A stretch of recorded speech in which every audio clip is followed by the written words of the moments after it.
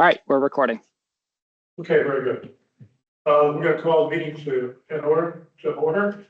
We are participating remotely. We have one member who's remote, so we'll be voting, announcing our name votes throughout the meeting. And again, it's being recorded. Item number 2, the minutes from September 22nd. We're going to pass on that. We are, yes, not completed with those yet. I should finish those up here shortly, so we'll have them ready for the next meeting. Next meeting, we'll review those along with these. Okay, next item, we want to look at the planning documents.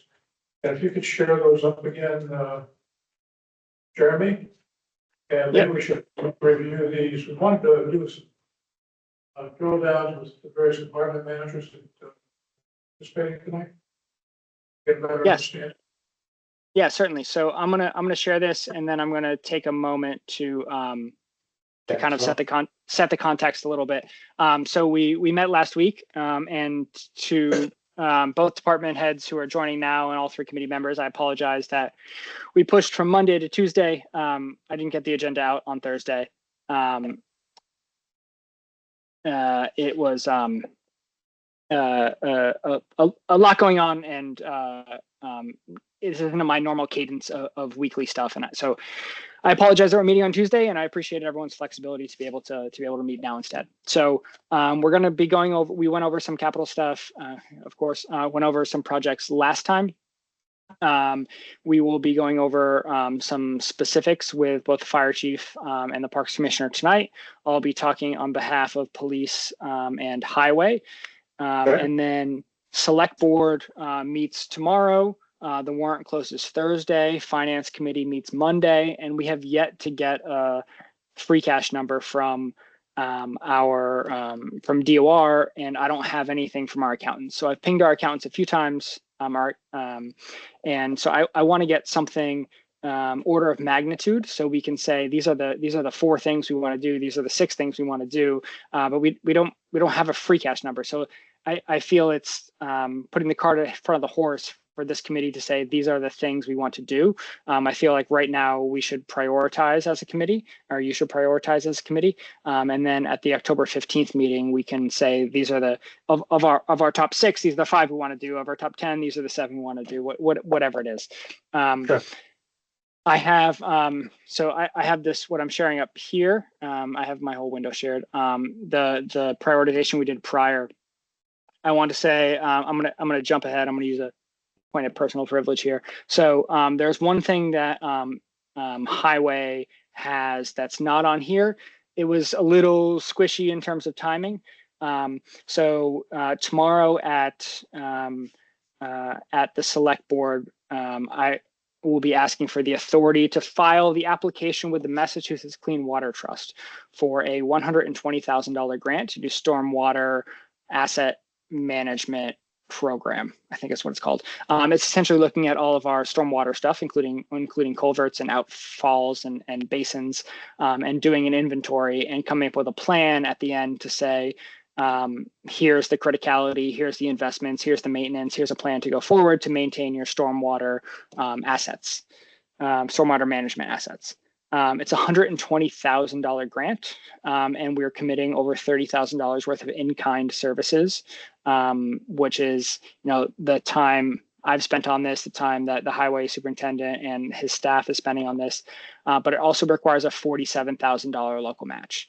So it's essentially a 3-to-1 payback. We're getting 120 grand worth of grants, but we have to put up $47,000, not quite 3-to-1, $47,000 worth of local match. So I've added that to our draft warrant. It's not in here as a capital item. It's part of the planning phase, and in a more robust capital planning situation, it would be phase 1 of stormwater asset management. But I thought this would be more of a annual town meeting in the spring, but once I was informed of what the timing requirements are, and we need to have it in place by January, I wanted to add it to the annual or the special town meeting warrant. So there will be a $47,000 stormwater management asset plan cash match that I'm going to be suggesting. It's not on this matrix, and I think it should be somewhere. I think of it similar to the fire station needs analysis in that this one, yeah, it's a planning piece rather than an actual investment in assets. But since that was different from the last time we talked, I didn't know that last Monday. I wanted to bring that up right now. But we can talk a little bit more about that once we address our guests here. So I guess I should have waited. But we've got Chief Bangma from the fire department, and we've got Dan Byer, the Parks Commissioner, online to talk about some of their individual needs. So Chief, if we'll start with you, you're in person here. Let me go through and filter for fire here, and we could talk about what your priorities are and how they sit with the different committee priorities. So let me just go through some of the stuff, the bold stuff we've already done. So support 2 replacement. We've got fire station needs analysis, replace turnout gear, which is a continual thing. As we've talked about, we said the first of 3 cycles over FY26. We've done the replacement of SCABA, replacement of support 1, and we've done the fire hose replacement. We have turnout gear again. We've got 2 separate line items in terms of expanding 2 sets for everyone versus replacing what's currently in use. One of them is on the operating budget. The other is needs an infusion of free cash each year. A utility vehicle with a trailer and inflatable boat with a trailer. We've done the garage door replacement. So I'd actually like to ask the chief for an update on that because that's been a recent addition. So if I can turn it over to the chief and talk about both your garage door replacements and your support 1 replacement. So the EV that I've been told is going to be here in 2 weeks for the last 2 months. Yeah. And then talk about your two current asks in terms of the boat with the trailer and the UTV, and what your priority is there, what you'll use there. So yeah, Chief, take it away. So I'll start with the garage doors first. Those should be installed next week, I believe. I believe it's the 8th or the 9th that they're coming in, somewhere around there. So hopefully next week we'll have the garage doors installed. We had a successful bid process, so everything's moving forward with those. And that bid came in under the $60,000 that was budgeted for it, correct? Correct. Yes. Sure. Yep. Then the support 1 replacement, that's going to be my new vehicle, the electric vehicle that we're getting. I heard this morning that it is in the queue to get graphics on it. So hopefully within 2 weeks. So the charger has already been installed at the station. So we are ready to go as soon as it comes in. So hopefully soon we'll see that. One question on that before we go on, does that roll into the kind of the strategic fleet analysis, Jeremy? Yeah, so we started this process before we did the strategic fleet analysis. So now that we have this, that's been folded into theirs. So yeah, Hannah Peterson from Engrid and their consultant emailed me this morning, and I owe them data. But yeah, this is part of their analysis for sure. Cool, thank you. Thanks, Chief. Yeah. What do we want to hit on next? The boat? Oh, sure. Go for it. Yeah, I know. Yeah. So the boat and the UTV for sure. All right. We put a group together to figure out some of the needs within the department, some of our operational weaknesses. We found that the boat and the UTV were high on our priority list. We have a lot of conservation land in town and a large recreational pond. We don't really have means of getting far out into the pond if we need to. We have a small inflatable boat that we can inflate once we get on scene and paddle out, but if it's further out, it would be very significant time to get out to get a person. So we put together a committee. They went through all the needs and they spec'd out a boat that I think would work very well for us. I do have some write-up on these two. Cool. I think you've seen this already, Jeremy. One of my write-ups that I did a while back for the boat and the UTV. Yeah, certainly. Do you want to share it? Do you want me to share it? We I have, have paper. All right. For sure. All right. I'll find it. One second. So the boat came in. This quote is from last January. The total for the boat itself was, I want to say, just over 15,300, but we're going to try to include some new PFDs along with it to properly outfit the boat. and a trailer, I believe. The trailer movement, yep, that was all included in that.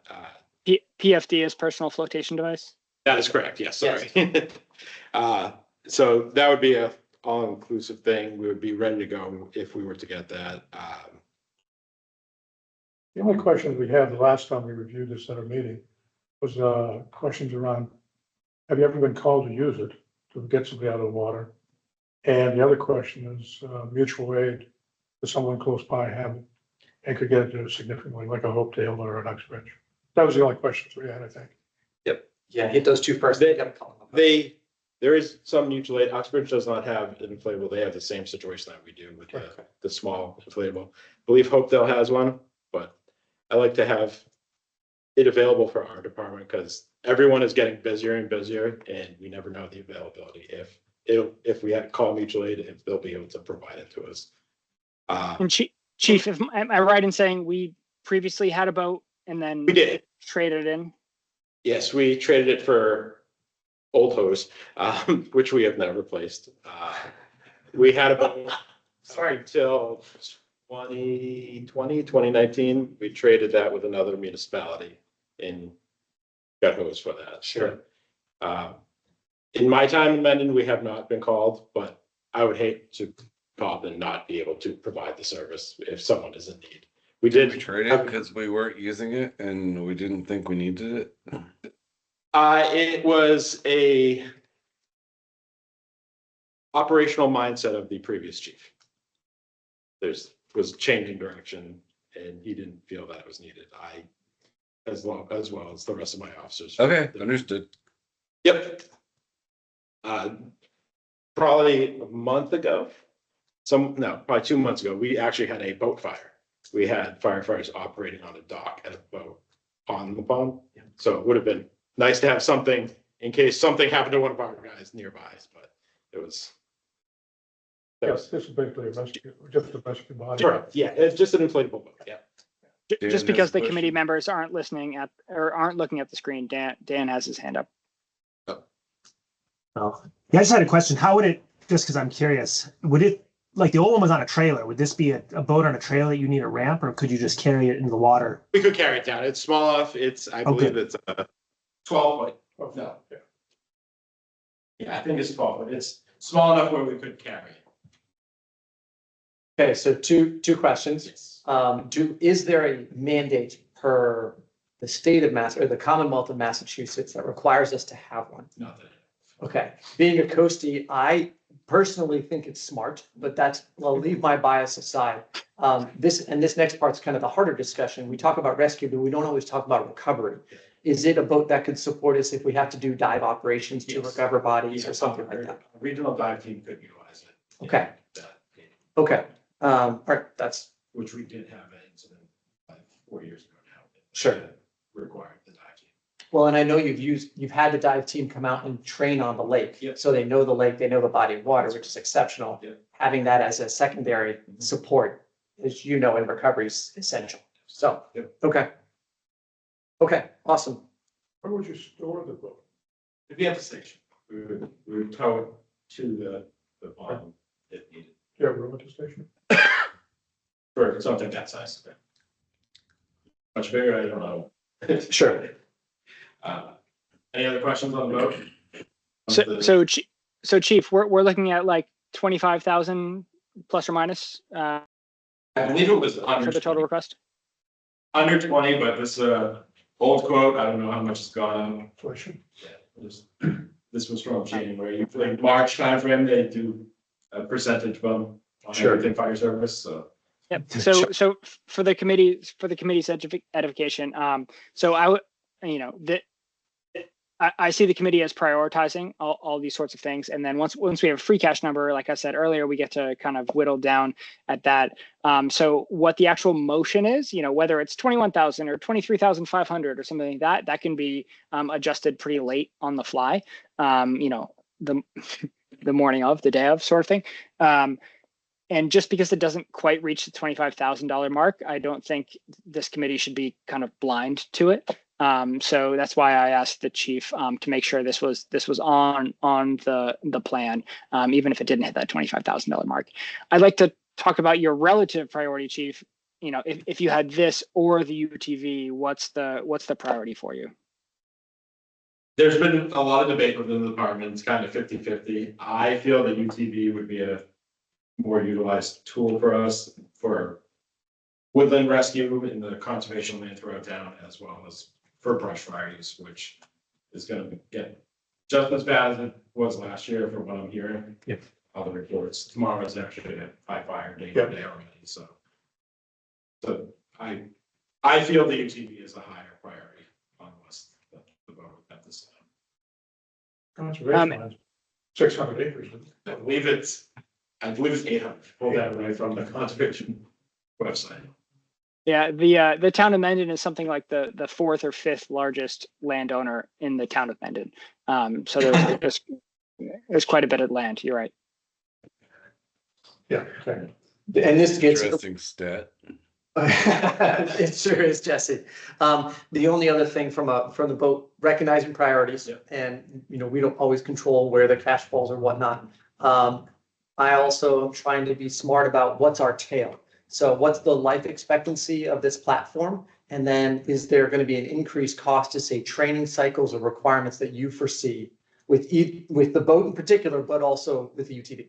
So the boat, I don't see any increased cost for the training or anything. We can do that in-house. We have some capable people. We have a member of the dive team on our department, so we can utilize that. So that wouldn't be an increase. Life expectancy, I'm not positive on the time for that, but I would say it's a significant time. It's not going to be a 5 year. It's probably 20 years, 15, 20 years. Yeah, I would say. Some minor maintenance on the motor, but nothing huge. Sure. We got plenty of small engine mechanics around, so that's not a problem. The UTV, on the other hand, that would take a little bit more outside training. Have to do the DCR or service hazard training. Yep. That are mandate for all of our firefighters before they could operate it. There was actually a line of duty death in Connecticut that NIOSH cited not having proper training and everything. So that would be a priority to get the training on that. I don't know the cost of the training for that, but I don't think it would be very high. Awesome. Thank you, Chief. So I can go into the UTV a little bit more. What is the general cost of the UTV? So that came in just under 60,000. So it's not just the vehicle itself. We again put a committee together and they kind of thought outside of the box. A lot of departments have a rescue unit for transporting injured people out of the woods, combined with a fire unit that puts water in it, and the vehicle doesn't move at that point because there's so much weight on the back of it. Sure. So they did some research, and there's actually a trailer that can carry 125 gallons of water with a pump built into it. So you can tow it in behind the UTV, find a water source in the woods and use that for water provided that way. So you could have the rescue body on the UTV with the trailer behind it. So it's dual purpose. So you can still use the UTV to go in and out of the woods and maintain the firefighting. So it's very, very good thought on their part. So it's actually two. It's a trailer with the vehicle. And Chief, this sufficiently is differential from the brush truck that was just purchased? Yeah, this would be a little smaller. It could get deeper into the woods, go off-road more so, off-trail. Sure. We'll say. And you can get deeper in. The brush truck's a larger vehicle, lots of water, and it has its limitations within the woods. Sure. How many staff can it move? So is it a single or is it a two-person? This would be, in the back and forth. They went with the For the side by side, but I'm not sure if that. Well, then you'd be at least either 2 or 4 if it's a side by side. Yeah, it's side by side. Okay. Yep. They're going back and forth between a two-door. I think they ended up with two-door. You'd get more space to move people and equipment on the back if you just do the 2-door. And the wheelbase, I think that's why they're small wheelbase and they can maneuver. Sure. My brain clicks into Inman Hill fire just a couple of years ago. And, a great example of how you guys were able to, it took a lot of effort, but pull hose all the way from Blackstone Street up into Inman Hill to make that happen. Obviously, the goal with something like this is to give you more flexibility. I guess with our fire threats that are coming up, actually separate, ignore that. What's our lead time? Like how soon would we be able to get one of these if we said we had the money to go? So I don't know lead time on it. I've been going back and forth with the dealer about, he actually texted me right as I was walking up here with the updated price, because this is Sure. last year. And James, one of my constant jokes with the chief is, lead times. You just throw a dart at the board, and that's what you go with.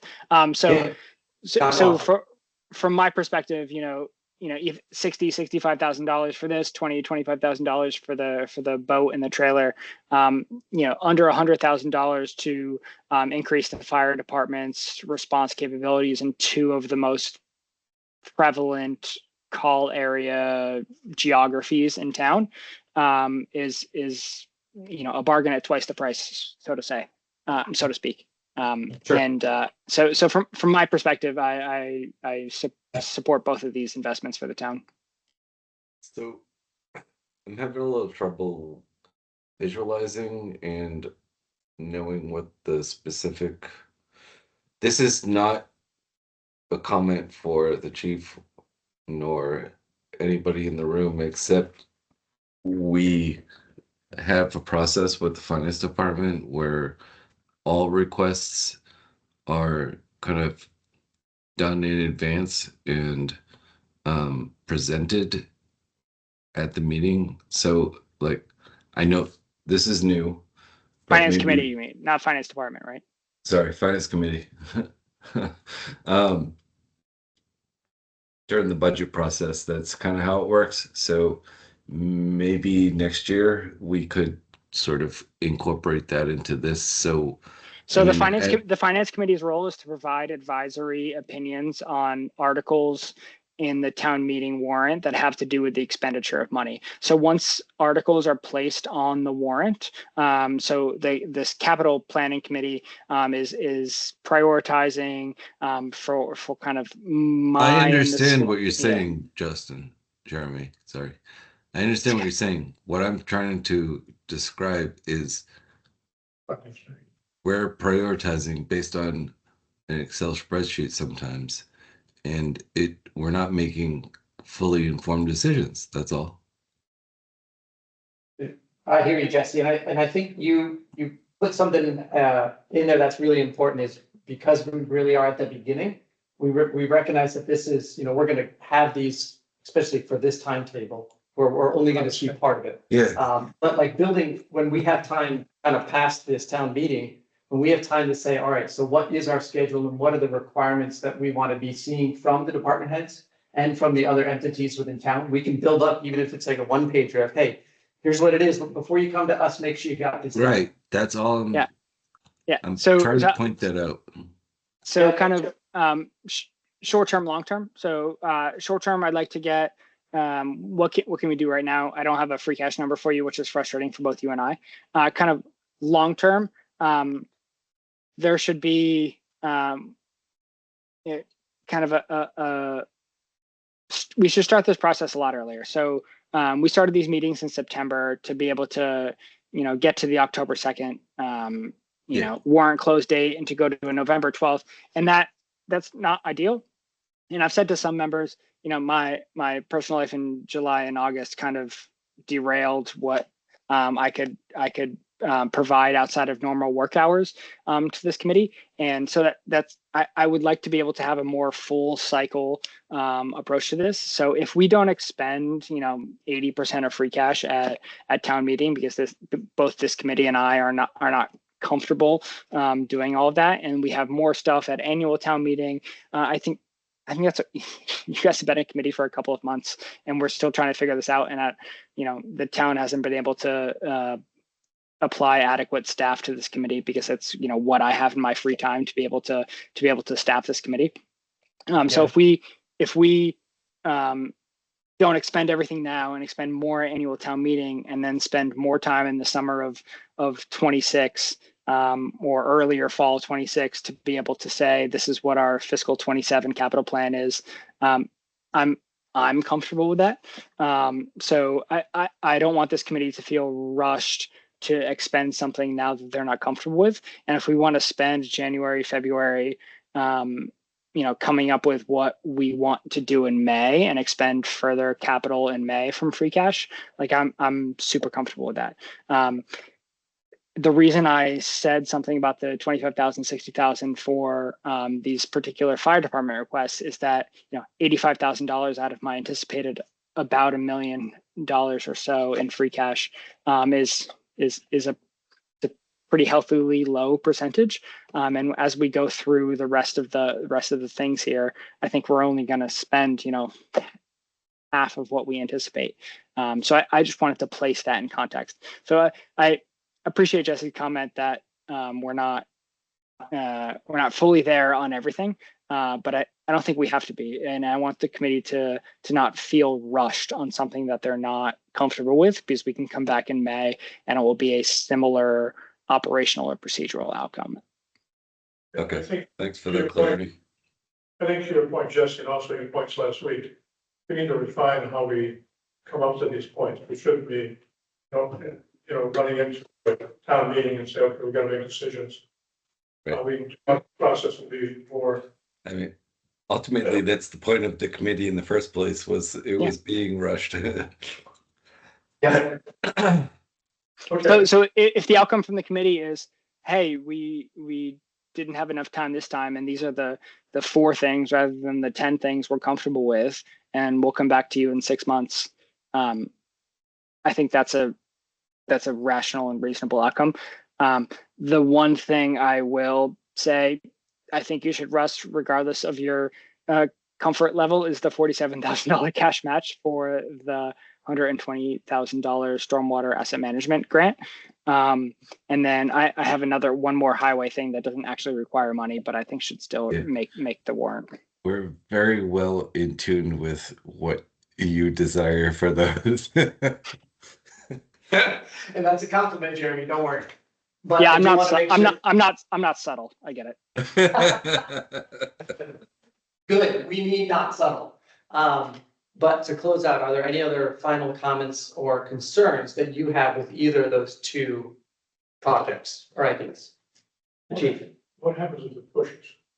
My only comment is that I don't fully understand what this vehicle is, and how different it would be and how necessary it would be versus just having a ATV in addition to the brush vehicle that Jeremy mentioned. If maybe there was a better description, maybe I'd understand, but that's just my comment. I'm not quite clear on it. Chief, do you have an ATV at all? Do you have anything smaller than the brush truck for off-road response? Nope. The fire department does not. So, and Jesse, this is an ATV, just a little bigger. It's still designed for small path movement. It's 4 wheels, small engine, gas driven, and in this case, designed to tow a little. Yeah. So actually, So what you're thinking about as an ATV in your head is probably spot on. They just Like a John Deere Gator type deal. Yep. A gator. Got it. Okay. Similar, not a Gator, but similar vehicle, similar stuff. Sure. Phil, you were saying something too. Yeah, it's just an extended UTV with an extended body on. Yeah, it's got like a dump net on the back that we'll put it. Now I understand what it is. Okay. Okay. Perfect. So Chief, any other comments or concerns on that? Okay. Before we leave the fire chief, I want to say we had the fire station needs analysis ranked highly on a capital expenditure request. I think these two things that the chief are talking about are immediate kind of operational improvements, and that the needs analysis, I think we can fold into a larger town-wide capital building physical infrastructure discussion. And I think that's more appropriate for a longer term discussion and to come back to at annual town meeting. And vis-a-vis what a senior center looks like, what the North Ave property looks like. And I feel like even though we rank that high on the priority list, right now we should kind of pass over that as an appropriation, go to the operational needs and come back to the needs analysis as it fits in the larger town operations place. So you're saying these two items, Jeremy, the boat and the trailer? You're saying move those two forward, or he would present the recommendation of those two being forward, but the planning analysis, so the feasibility assessment of the building, if I understand correctly, Chief, that we would hold off until there was a larger town-wide analysis of building structures and framework. And I say that a little selfishly in that, the select board has set, 6 goals for me in the town in fiscal 26, and that's not one of them. And if we appropriate money towards that right now, I don't think I can dedicate the time to that. And if that's the case, I just don't feel like it's going to move forward in a meaningful way. So if we come back at annual town meeting and do something, in a more holistic kind of, one of the select board goals is an inventory of town land and the plan for town land. And so I feel like if I can fold in a fire station needs analysis into what's our plan for town-owned land, that would be more useful than trying to accelerate it now and giving a half effort to it. That's a nice way of putting it, Chairman. So, Chief, to you then, we've done a couple of improvements to the building recently, with the doors and everything else. Does this restrict your operational capability if we don't look to fund this in the next year? It does not. I've already spoken to Jeremy about putting some improvement into the building. I'm actually meeting with the facilities director, I'm meeting with John Dudley tomorrow to go over what our needs are for the station and how that can be addressed. So Super. we're meeting that. Cool. There's some things that need to be addressed if we're going to be in there for a longer term to kind of maintain it, because really not much has got put into it other than what we've done recently. Gotcha. Awesome. So what's the next step here? How do we go through this? Are we actually voting on these items as we go? I'm just not sure the process. Yeah, so the actual kind of inclusion in the warrant doesn't have any official requirement from the capital planning committee. Right. But what I want is to be able to take the select board tomorrow to say, this is what the capital planning committee thinks. So I will, yes, I've been taking some notes, and I'll have a prioritization document kind of as we go. And then we can, after we talk with Dan, so we're talking with Chief Bangma now, we're talking with Dan from Parks, and then I'll represent police and highway after this. And we'll talk a little bit about what the senior center needs are. And then after that, we'll say, let's prioritize as a group. And then we can take, or you can take, sorry, I feel like I'm part of this. You're part of the group. I don't have a vote. You all can take a vote on prioritization. But there's an agenda item tomorrow. The select board agenda is very packed tomorrow. There's a select board agenda item tomorrow, town meeting discussion, in which I will synthesize this group's opinion on what capital needs need to happen, and take that to select board. And then if you want to take a formal vote, I think that would be, useful for your priorities, but it's not necessary in terms of what is included in the warrant. Right. Understood. Awesome. I do So have one last thing. we're making a suggestion. You're advisory in nature. Yep. Super. Chief. It came up within the last 3 or 4 days. There's a grant possibility for something under 40,000. So we're going to put in for the boat, but that doesn't even open up until the 10th of October, I believe. It's a private company. It's Firehouse Subs. They do a grant every year. Oh, cool. It's very competitive. And Yeah. They shut it up at 600 applicants. So if Okay. we can get in, we're going to try, but. And that's awesome. That's awesome, Chief. And you should bring that up and apply for it and do that all the time. And I want to be clear to everyone who's doing capital that your plan should be in capital and funding agnostic. So if you're using the general fund, if you're using grants, if you're using Chapter 90, if you're using something I've never heard of, if it should be in the capital plan, and we should prioritize it, because if we're not spending our kind of local one-time resources on it and we're being able to spend something else, that means we could prioritize thing B instead. So regardless of the funding source, it should be in our capital plan. So thank you for bringing that up, and please apply for that. It should continue to be in the capital plan regardless of the funding source. Yep. Perfect. Awesome. Thank you. So me. Cool. Thank you, Chief. Oh, yeah, you're good. We get on the fly. Dan, you gotta move over so we can see the picture. Yeah. So here, actually, while you're here, I know we're recording and I know we gotta do important things, but the issue I get is I come here and I know it's there. I hit to share this window, then it hijacks everything. So it just doesn't allow us. My suggestion to you is share on your own computer, and then it'll blow it up on this screen. That seems to be the best way That's to do these. That's what Jeremy's doing, but that's a good point. Okay. So like you can share, like I can share on my computer, and then it'll show up on this. And Okay. it should still do it. And then the other thing, I don't know if you saw my chat, just it's a shame, not a huge deal, because it's you have to, if we switch to this other mic, it'll use the fancy ones that Jason got, Oh, perfect. but it doesn't default to them because Okay. Okay. That's good to know. Thank you. All right. Sorry for derailing everybody. Parks. Jeremy, do you want to kick it on? Sure. Yeah. So thanks, Dan, for joining. So Dan Byer, Parks Commissioner, he has had the role in parks kind of programming, and now he is also in our facilities management role, and then has had the less than enviable role of figuring out what grounds maintenance and parks and how those things meld together.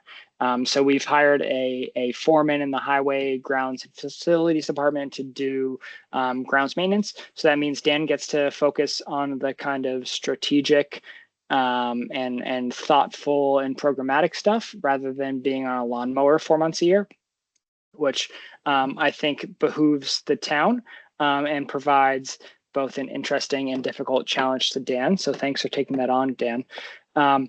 And so what that means is we get to think a little bit more about what those operations need. So what Parks needs in a physical way, what Parks needs kind of in a day-to-day, what Parks needs in a strategic way.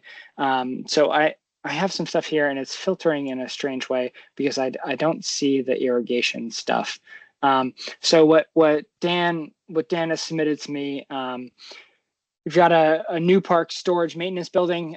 So that's we're talking about what the shell at 8 Morrison Drive means, what multiple things in the at the highway yard mean. I kind of want to table that. That's a larger discussion that kind of John, Dan, and I need to have before we come back to this committee. And we got some mowers. I want to talk a little bit about the pickup that we have for parks, the grounds piece. I think we'll be able to come up with something that benefits multiple departments. Town hall window replacement. This predates me a little bit, so I'd like Dan's opinion on the urgency of this. We have delivery of 2026, but what's the, I think my windows are okay, and I don't know a lot about windows. And then what the kind of immediate things here at the beach are, and then we've got some irrigation things that just didn't hit my filter here. So Dan, if we can talk, and then on the facilities realm, we also have the kind of climate control of the upper floor of town hall, which I said at our last meeting was kind of my immediate priority. So if you can talk a little bit on the facility side, both on the window replacement, on the climate control piece, and then on the park side about the beach upgrades, and then the irrigation space, and then the vehicle space. What's important to you, and how you prioritize all of those things. Yeah, let me, so the windows I put on there, that had come from the historic commission. I mean, so the background here is, unfortunately, at some point, somebody ripped out all of the historic windows in this building and replaced them with basically nothing special, off the shelf, generic windows. At this point, they're reaching the end of their life. I don't think we have any, like, nothing's leaking. I don't think there's an immediate crisis, but they're very difficult to open. They're junky. So the thought was to replace them and do it right with proper historic reproduction windows that fit this building. There is a preservation restriction. Because of that, it's complicated. We would need to involve an architect to write up all the scope and get approval from the state, go out to bid. Some of this had started with the previous town administrator. I know Kim had started a conversation with an architect about the windows, and I think there was some talk about the back hallway and different ideas, and then that kind of just stalled out. So I think really the ask from historic is to restart that conversation. And, I think there's money already approved from Community Preservation Act for the design portion of it. I think the actual construction part of it is not going to be cheap. I forget the number. There's a lot of windows in this building. Kathy knew it off the top of her head, but so I don't think it's an immediate need, but I just was more making sure it's something that's on our radar that, You're trying to get it started. it'd be nice to get done before it becomes a problem. I mean, you start pulling out windows, who knows? There may be rot behind there. Fortunately, we were able to paint the building. So I think that stabilized things. But that's the deal with that. Yes. So from my perspective, there is money appropriated for the design or architecture or the thinking about it stage. So it's my plan in the next year and a half is to be able to spend that money to do the architecture piece, and then get a good number on what the actual construction piece would cost, and bring that back to this committee. Dan's right. Is there a guesstimate on the size of this project? Because you're talking historic, and historic tax credits are fairly well available. So we're not, our municipalities eligible for, we're not eligible for most tax credits. Are we available for those? I think, sorry. Well, historic, possibly. I could look into it for you. The grant we got for the record room, the MPPF grant, is a potential option out there. It's a ton of work for not a whole lot of money, to be quite honest with you. Okay. But it is an option. But this project, the actual replacement of the windows would also be fully eligible for Community Preservation Act funding. So the good news is they're the funding source on this one. It's just a matter of doing all the legwork to determine what we need to do and all that. Sure. And from our committee perspective, we're not even at the launching point until we get the architecture work. Understand. We need a design phase. Okay. And I think, my perspective from historic is historic cannot manage this project as a volunteer board. Sure. Certainly, with Jeremy, with me in the facilities role, I think we're much better suited to start this. Okay. Yep. And so I think this is actually a great example of how this committee can kind of direct stuff, right? So this is, we've already got money appropriated for thinking about it, and for lack of a better term, and then we can come back and say, here's how much it would, we spent that money, here's how much it would be to do everything. Let's talk about the available funding sources. Let's designate staff to shepherd this project through. So I from an immediate perspective, within the next year and a half, this is something that I want Dan and I to tackle, because we already have money appropriated to go on the design side.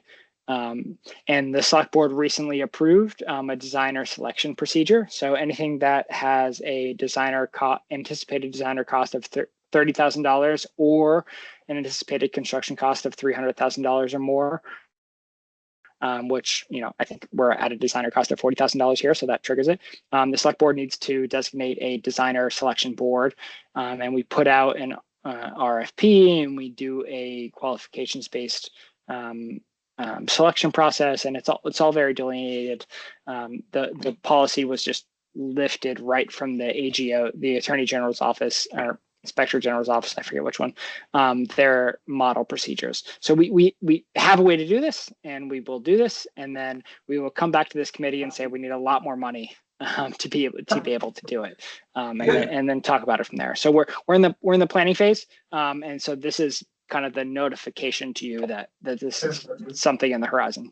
Yeah, I'm just thinking there could be a co-developer with some sort of land lease back structure, condo structure that could make it eligible for historic tax credits. I'll check with some tax guys that I know. That's the way to do it. There were some things in the Inflation Reduction Act that allowed us to apply for stuff, but we don't pay taxes, so most of those refundable tax credits don't. No. The tax credits are sold as equity in order to fund the project. That's how low-income housing tax credits work too. The developer gets a loan and is awarded tax credits by the IRS and partners with a bank or syndicator, and those credits pass through and are sold to the investor, which provides the developer with the equity portion of the capital stack in order to complete the transaction. So the municipal wouldn't use the credits. They'd get an equity infusion as a source of funds for the development. If you can pull that off for us and use that expertise that you have that literally no one else in the room has, we would be very grateful. But nobody else here has done that, and I would love to partner with you on figuring out how to make that work for us.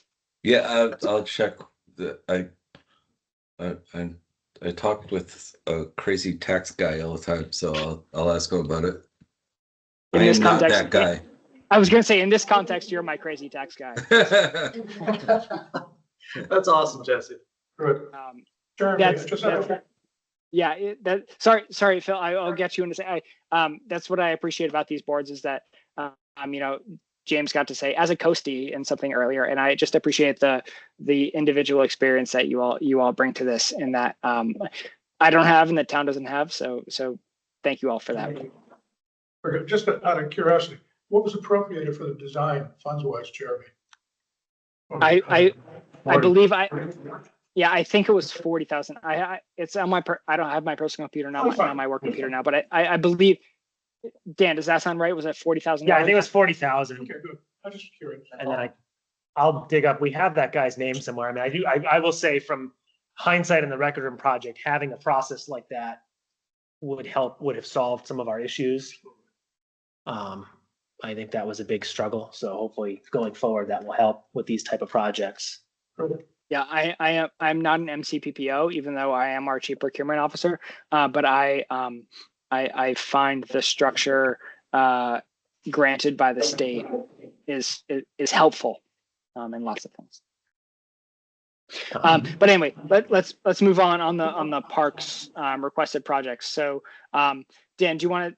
So we've talked about the vehicle a little bit. So you've got a Ford F2 or 350 front wheel drive used for grounds maintenance. And so that's used for grounds maintenance, which is kind of now falls outside of the parks purview. So John Dudley and I have been talking about that before. I don't think that's ripe for EV replacement. That'll fall into our categories later. But is there a need for a vehicle for parks outside of the current vehicle? If we replace that with not a road vehicle, I think, I've been looking, I think at some point I want to get a small golf cart for the summer rec program down the beach, but that's not a capital expense. That's something small. Is that something the revolving fund can take care of? Yeah, that would be, a couple $1,000s used type of vehicle, not some huge fancy thing. I mean, and then I think I don't want to step on John's toes if this is his, in terms of facilities, I think there potentially could be a future ask, but I don't think from parks. So facilities, I'll say to the capital committee now, a facilities van. So something that we could pop around from building to building with tools and equipment to do the minor projects we've been talking about that facilities can tackle on a day-to-day basis. So we don't have that right now because we're ironing out the kinks in fiscal 26. But I imagine at this point next year we'll have a request for a facilities van. And I think that would also benefit the Water Commission as well, as more, able to leverage things that we already have and have a vehicle for those projects. Yeah, great. And that defrays the cost too across funding sources. I brought this up last meeting, and I don't think we talked about it, but is there a reason we don't look at leasing, especially EVs, instead of buying outright? I mean, they're basically, well, it's 9:30 now, so the incentives are dried up now, but leasing EVs especially, you don't really want to own them after a long time with the battery situation. So why are we typically against leasing? My understanding is we're not eligible for most of the tax credits, and so as a No, the lease company gets the tax credits and passes that discount on to you, so you have a lower lease payment. So we typically get a $15,000 Green Communities grant for the purchase of an EV. So I haven't penciled it out, do the math, but that's typically made it for us. The purchase decision has made it for us. Yeah. Yeah, a lot of the EVs are outdated and they don't seem to have a long useful life. That's all. So it seems like leasing them is a smart way to manage your expenditures and have a new vehicle. I don't know. Good way to handle rotational stuff. I think that's a good point, and I think, Mike, with that, the question would go back to that EV study, whatever that vehicle studies that's going to happen. Do we know, well, Jeremy, this may be too early for that. Is that something we'll know the results of for next special town meeting or before then, or will that come in? Oh gosh, yeah, no, it'll be done well in advance of annual town meeting. It should have been done now.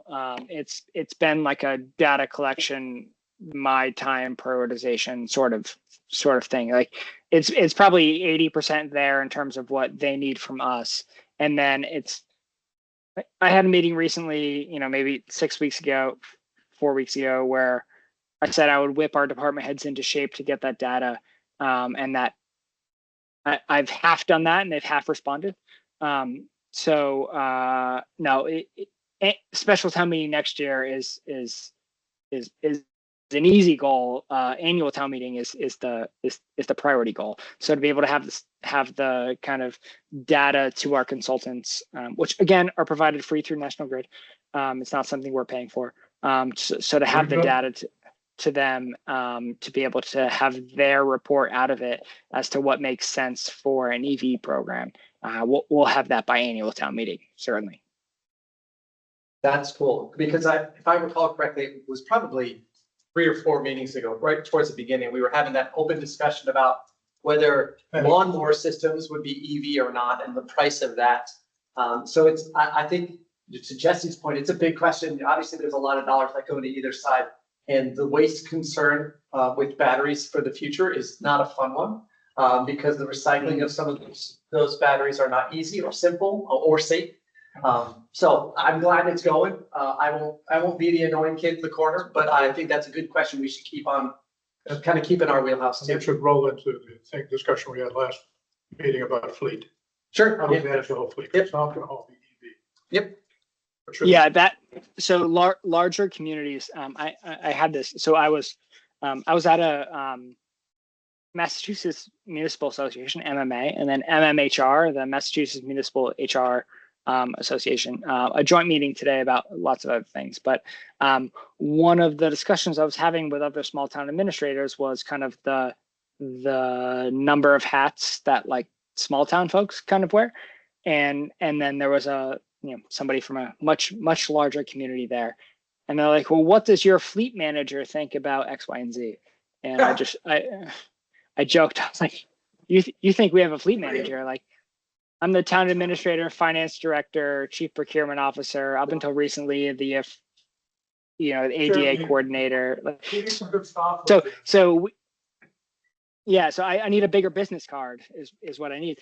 So yeah, we are outsourcing the kind of fleet management analysis. The decisions are of course in-house, but the analysis is being outsourced.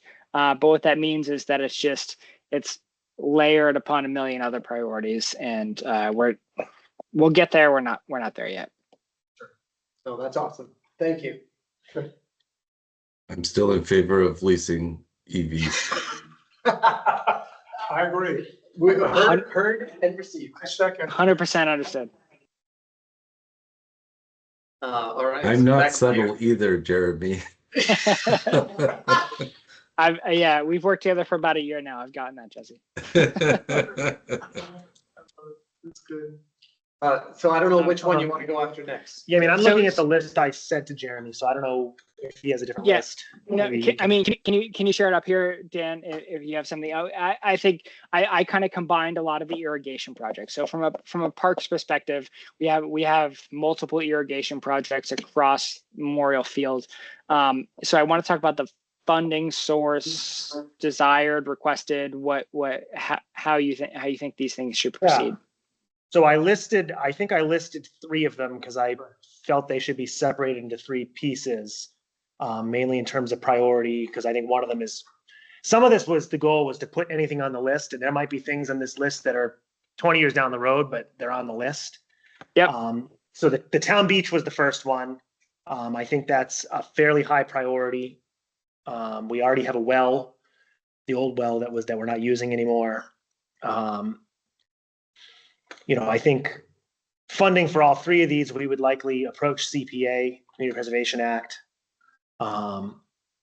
depending on the cost. I think the last time, I'm having a hard time getting pricing from these vendors. I was trying to get somebody to come out and look at all 3 of these. I had gotten a quote on the back Veterans Field system. It was $25,000, so I'm guessing that's probably $30,000 now. But so the town beach is one. In the back, so in the back field is Veteran Field. There's a smaller field, Grant Field, and a larger field is Tatro Field. Grant Field has irrigation. We'd like to expand it onto Tatro Field, which again can utilize the existing well. They actually already put the valve box kind of in the middle of the field, so there's that. Some of that was planned out, but that back field is fairly dry. It burns up in the summer. That's one by field. Yeah, by the dealerships. And that's the one where we're now looking at attempting to have some other non-baseball use. We have all that outfield area. we have all these baseball fields and they're not getting used to their full capacity. And we actually have, I think it's lacrosse and then maybe one of the football groups out there a couple days a week in the fall, because baseball is not on that field at all. But having irrigation would let us get a little more use out of that. And the third one was Memorial Park. And by that, I meant the entirety of the front fields. That one and especially from talking to John and Mike, the new maintenance person or grounds person, I'm not sure that's a super high priority. That field seems to be fairly wet and decent. But again, it was more, let's get a price. Let's just have it on here so we know it's something that we could do in the future. So that's, Does that feel those? and that one would need a well. And that could be complicated for reasons I won't get into now, but unless you want to. The well that's at the beach, you said there is a well at the beach. Yeah. So the town beach had a well. It was a public water supply. We started having all sorts of problems with it. And after like a year of repeated testing and kind of what happened with the senior center, actually pretty much the same exact thing at the senior center, they realized it was cheaper to run a line all the way up through the park and tie into the well for the park complex that's up kind of by Pizzella Field. Yep. So now the whole complex runs off that well, and it's been great. We've had no problems since. But we have the old well that we either at some point are going to need to decommission it or use it for irrigation. Sure. And then the backfield has a separate irrigation well that Nipmuc Youth Baseball paid for back probably 2017, something like that. But there's no irrigation system. No, there is. So Grant Field has an irrigation system. Tatro Field does not. Okay. But with the town well that's there, or the town beach well, sorry. Correct. The analysis requirements for irrigation are significantly more lenient than they are for Correct. drinking water. Do we still fall, from last sampling, do we fall within the requirements for irrigation, or has it been too long? So my understanding is there are no requirements for irrigation. It just has to be water. It has no testing. It doesn't have to be potable. The issues, it was total coliform. It wasn't like it was full of something horrible. Sure. I think the well's not very deep. I think groundwater gets into it because of its proximity to the beach. We had a lot of sand. I don't think it was a super great well. Okay. So it wasn't like it had heavy metals or something terrible in it. Gotcha. But you may need a new well anyway, or tap it up or something else. Yeah, I mean, certainly as part of that, you would want to hook it back up. I mean, the pump is still in it. Everything's there. I think he may have hit the line. They pulled a huge rock out of there. So we'd have to verify that all that is operational. But the point is, the well is $8,000 alone to drill a well. Yeah. So if you have a well that's there, that's a big savings. Huge. Absolutely. So my brain went to, there are certain requirements for irrigation wells. I'm not 100% positive on that. I will double check that before I speak out of turn. Yeah, I could follow up with Jack as well. Okay. But if that's, and listening to your priorities and the fact that there's already some of the plumbing, or at least the junction box exists in Tetro Field, is it logical that we could tackle both Town Beach and Tetro Field if we had the funds? Yeah, I would go after those. I mean, I think, like I said, I think the beach is the number one. I think it's smaller. Tatro Field will be number 2. Memorial is like number 7. Tatro Field is the one I do have I mean, it's 10 years old now, but that was a quote of about 25,000. Okay. 40, 50. So I think, yeah, it's labor and it's just plastic pipe, but it's a lot of work to go out there and put all that in. That's a big field. Yeah. Timelines of when, obviously winter's an awful time to try to be doing anything like that. Actually, timelines don't matter to us. Ignore that question. I apologize. But we're still at the phase of we would need new quotes and kind of updated before we could. Right. And we're working on that. That's one of the things going into the fall to try and. The action item would be to get the quotes, get a better definition of what the cost would be around it. Yeah, Occurring. absolutely. Once we had that, we could then take a look at it and move it into one of the appropriate town meetings. Sure. And with those 3 priorities you mentioned. Yeah. Unless they change. Right. So we'll keep working on this and I mean, Jesse and Phil, my brain also kind of goes that if we get to that point of, hey, we're going to have a little bit more free cash than we necessarily expected, we could say, let's recommend, hey, the town beach one is top priority, and let the select board and then the rest of the folks kind of have a chew at it. Granted, our timeline on that is short, but that kind of falls back to what Jeremy was saying about really kind of how much of that free cash is sitting, or what makes smart to push on versus not. This one, though, I think the definition's not clear enough yet. That's one of the problems I have. Fair. But again, if we have a pile of cash that Jeremy's sitting on, let's consider it, but it's still a little, we need more detailed work.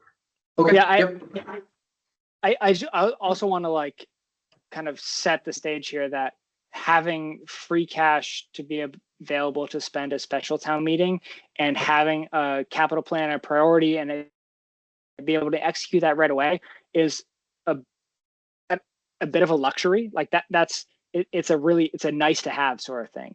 So I really don't want this committee to feel rushed, and I don't want to take anything to select board and the town that this committee and I are not kind of comfortable with, wholly comfortable with.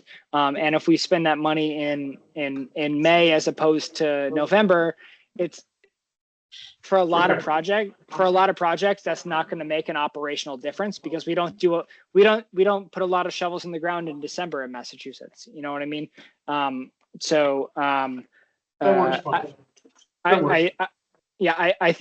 think you're going about this the right way. And we'll kind of come back and chat a little bit more with this, and knowing that the town beach is the priority here, is good information.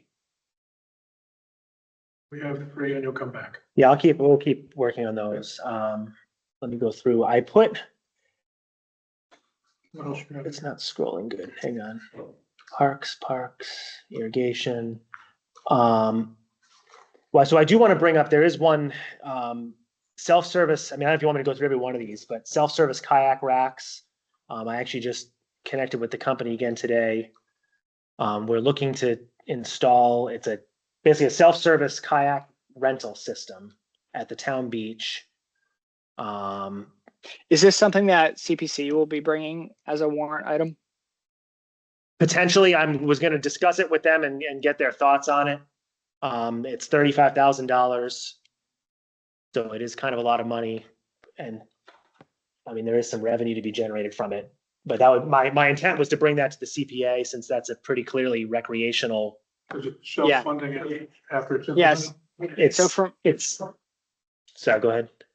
Yeah. So from my perspective, this is great for this committee to discuss. I think we should have CPC, the Community Preservation Commission, discuss its applicability and its preference on use of CPA funds, and then bring it to the Capital Planning Commission saying, this is something we want to do, and here is the funding mechanism, rather than this committee saying this is a priority for us one way or the other. I think how it gets paid for kind of matters in this sense.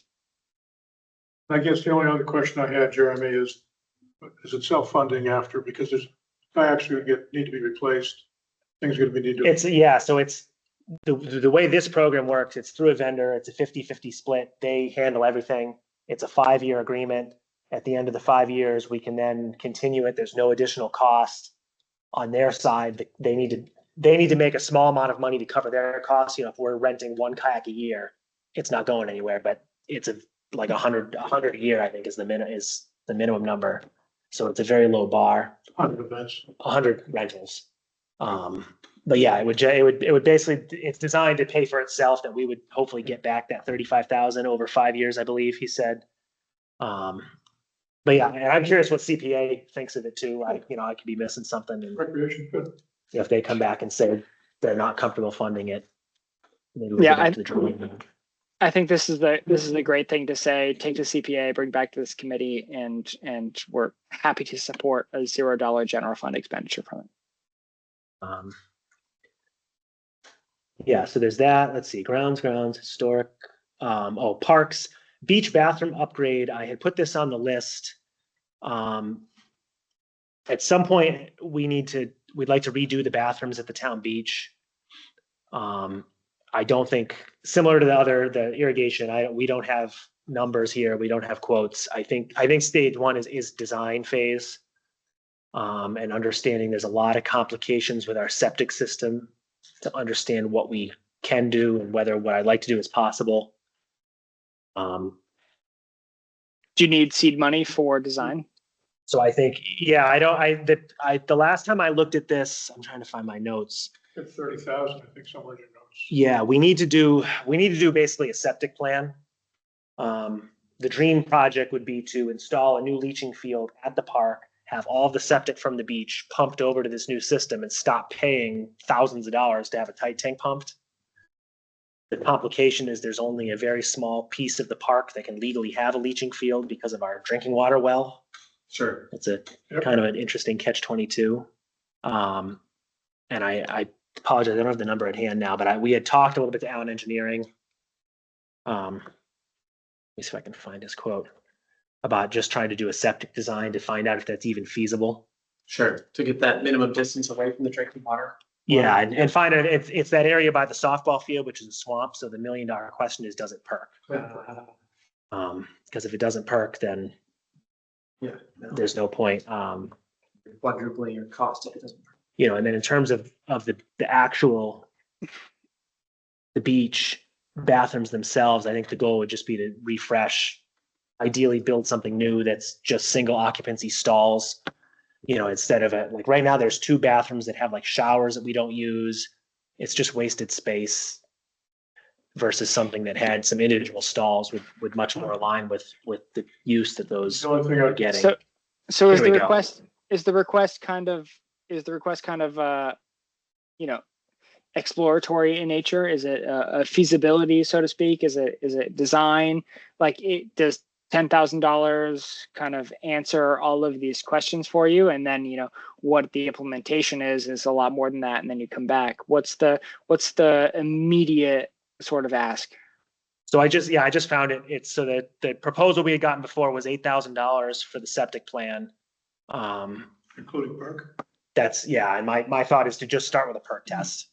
And if it doesn't perk, then we're back to the drawing boards. And, you know, we can renovate the bathrooms with the existing tight tank system. And then that just would become a much smaller construction project. But I think the initial ask would be, you know, $8,000 to $10,000 for some preliminary design work to see if this is even feasible. If you want to do that, you want to do it now, not in the spring. Right. For perk. And actually, the one thing I would add to it would also give us the future ability to have a sink at the softball field, which they currently don't have because they have no septic. Sure. I think I put in here, I think they would be willing to fund some of it. I don't think we're necessarily going to see $24,000 like we did with the field lights, but there may be an opportunity to get some donations towards this or assistance. And the way those donations work too, right? We can fully fund the feasibility, you know, 10 grand on the town.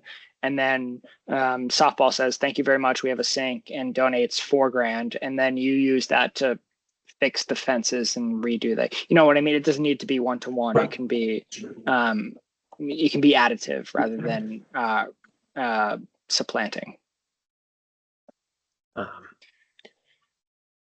That's a pretty logical 10K, at least from my perspective, because again, as we start looking at what's our plan today, what the plan for next year, and then 5 and 10. It gets a lot of the stuff off the ground.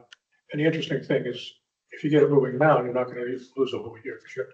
Once you get into the springtime frame, you're going to be in trouble to get it perked. You could do it in the summer and fall. Yeah. And that's. I mean, I think in terms of a timeline, we wouldn't even attempt to break ground on this, and you know, we would get everything together in the next fall, but at least understand that it can work. Understanding it work. That's yeah. In the dry season. Find out where we start. I'm comfortable adding that to our list in terms of this is something we'll spend money thinking about. In terms of so that's a priority for you, Dan, and then we'll talk about kind of equipment from a grounds piece in a minute. John's not here, but the town beach wall is a priority. The beach bathrooms redesigned to kind of think about that. Anything else you want to highlight for the committee for a fiscal 26 investment? Yeah, let me just go through my list and find out. There's a facilities one I want to talk about. The other thing I put on here for parks is a building for our rec program, which potentially could be a very big ask. But I think it ties into the question about programming. So right now, we really don't have a lot of indoor space. We definitely don't have winterized year-round indoor space. You know, if we were to want to run programming in the winter, school vacation or vacation week programming, we don't really have a space to do it. I think that defaults more back to your use plan, Jeremy. To be quite honest with you, because we keep jamming all these things in until we get a vision from the town and what all these pieces and parts look like, set priorities.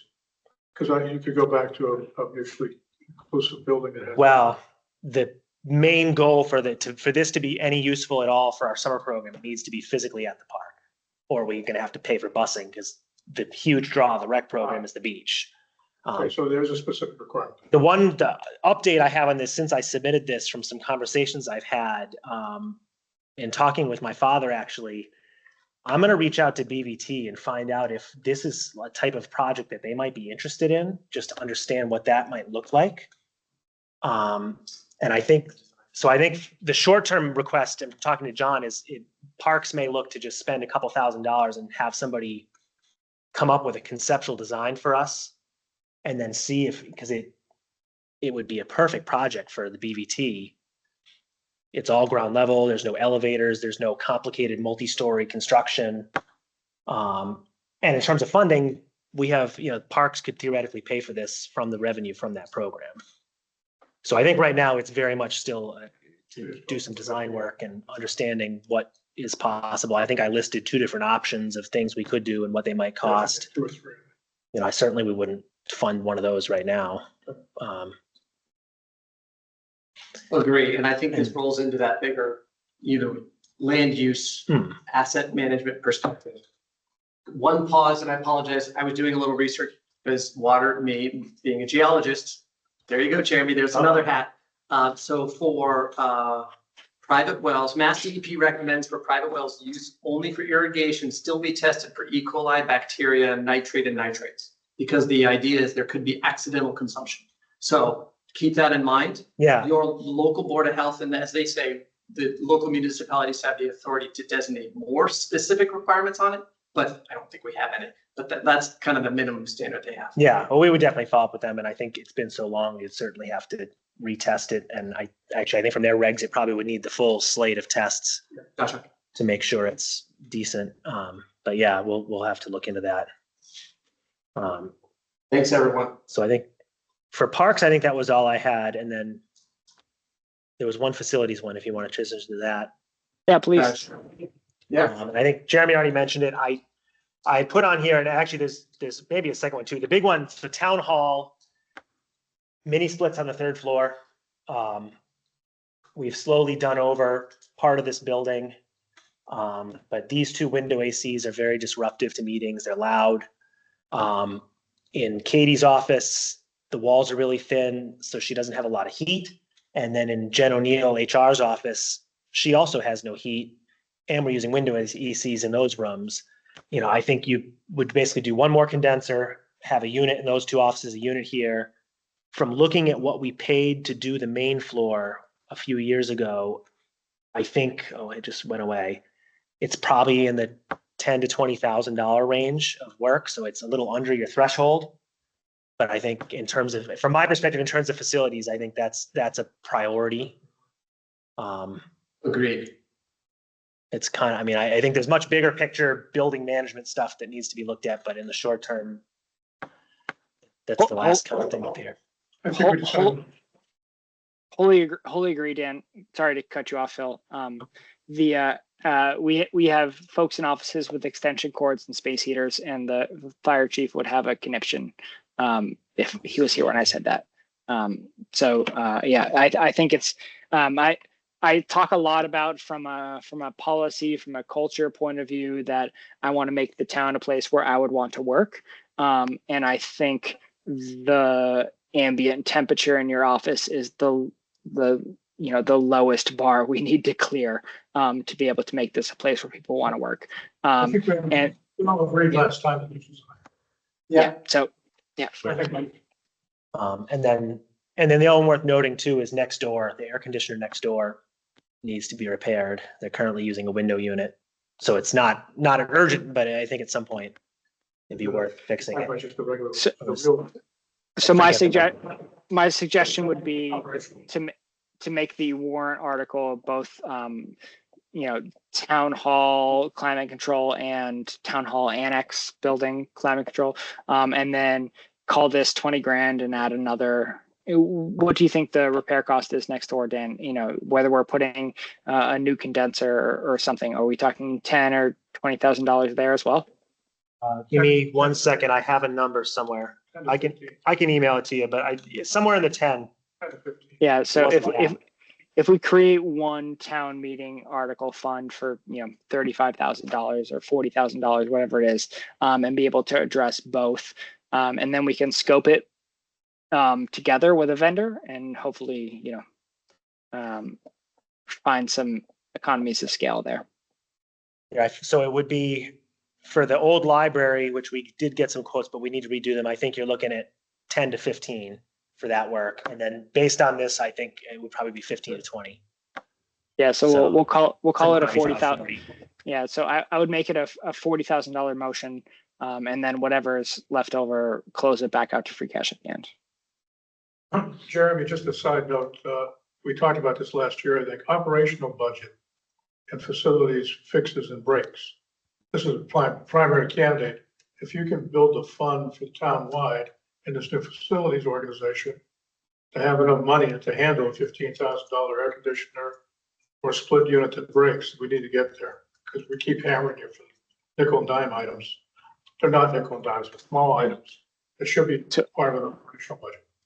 100% agree, and we 100% agree, Phil. And we're getting there.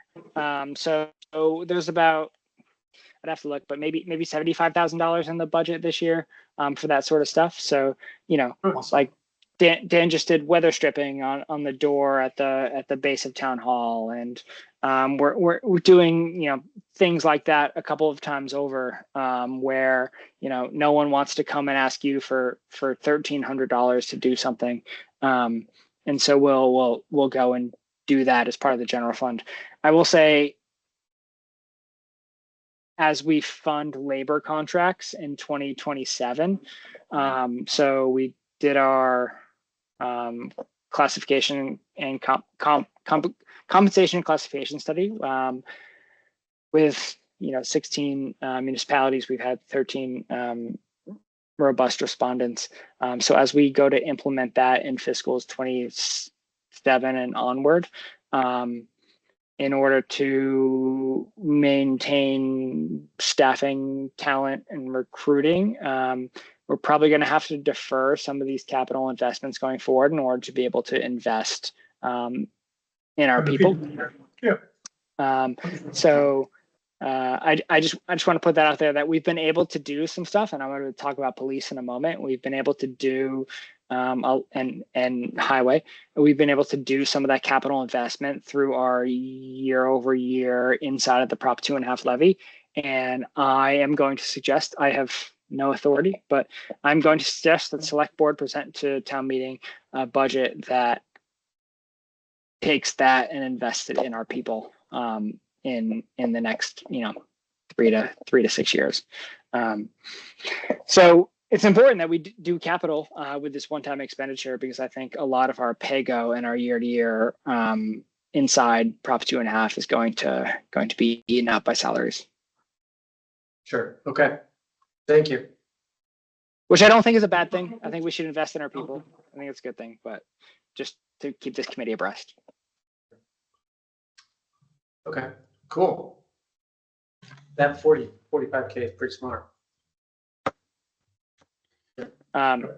So thank you, Dan. Anything else on the facilities or park side you want to chat about, or water? Not really. I mean, so for facilities, I will say, I think, again, I don't want to speak for John, but I think from my perspective that really the goal has been a mix of trying to tackle some of these little things like light bulbs and what have you, but then also just getting a handle on some of the bigger projects. So John and I have been meeting, and I think the chief said he was meeting with John. I know John and I talked about maybe going around to different buildings and trying to build a list of these bigger projects, because I'm sure there's more of them, like the air conditioning. So I think that's Yeah. So Dan and just started. So John Dudley is the superintendent of highway facilities and grounds. So now John and Dan have Monday morning catch ups. What's the deal with this week? So right now we're tackling, I don't want to say the squeaky wheel stuff, because it's not the people who complain, but it's a low hanging fruit stuff. It's the stuff we can get done this week. And then the kind of 6 to 12 month plan on the position is kind of how do we think systematically about what facilities mean. So what are our shared services? What are the things that we can do across buildings that, I don't want the library, I said this in all our budget meetings, so apologize to you if I've ever said this before, but I don't want our librarian to necessarily care about elevator maintenance, right? Like that's not what we hired our librarian for. So we want facilities to kind of tackle those sorts of things. So once we get past the greasing the gears and changing the light bulbs, we want to get to those sorts of questions. So we're not there yet, but we're well on our way. Perfect. Awesome. And then I did put one item on here for water, just in terms of a large project. It's the replacement of the master meter at the Cape Road system. The expectation from water is that this is to be funded from the enterprise fund. This is the meter that we then use Hopedale uses to bill us, and we then bill our customers for.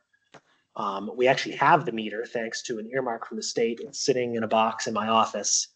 Super. There's a whole long story. We did the one on Dudley Road already. Yep. Now that it sounds like this one is going to stay where it is. There are flyers and stuff. Yeah, a little bigger than that. It's in the middle of the intersection at 140 and Hartford Ave East. It's like the worst possible location in an ancient 1940 brick lined pit. It's going to be an adventure. So that's the one for water. And Dan, you and I haven't talked about this, so I apologize for this happening at a public meeting, but we are planning to pave Hartford Avenue East from Neck Hill Road to the Bellingham line as part of the intersection signalization at Talbot Farm Road, Plain Street, and Hartford Avenue East. So I just want to make sure you'll coordinate with John Dudley and Highway, not rip up. This won't new affect pavement. any of that. All right. It's an existing meter pit. It's actually in Hopedale. So, we had hoped that there was some opportunity to relocate and change things. Unfortunately, I can chat with you. Maybe something's changed, but unfortunately. Private developers have not been receptive to our overtures. Yes. That's a very nice way of saying that, Jeremy. That's practiced. I'm impressed. Sometimes go past, yeah. And then I'll say something different when we're not recording. I respect that. We did chat about this one at our last meeting, recognizing that the funds weren't going to be something that was from us. But and the one thing I do will just point out for water is that a significant portion of our system is 1940s asbestos cement water mains. Yep.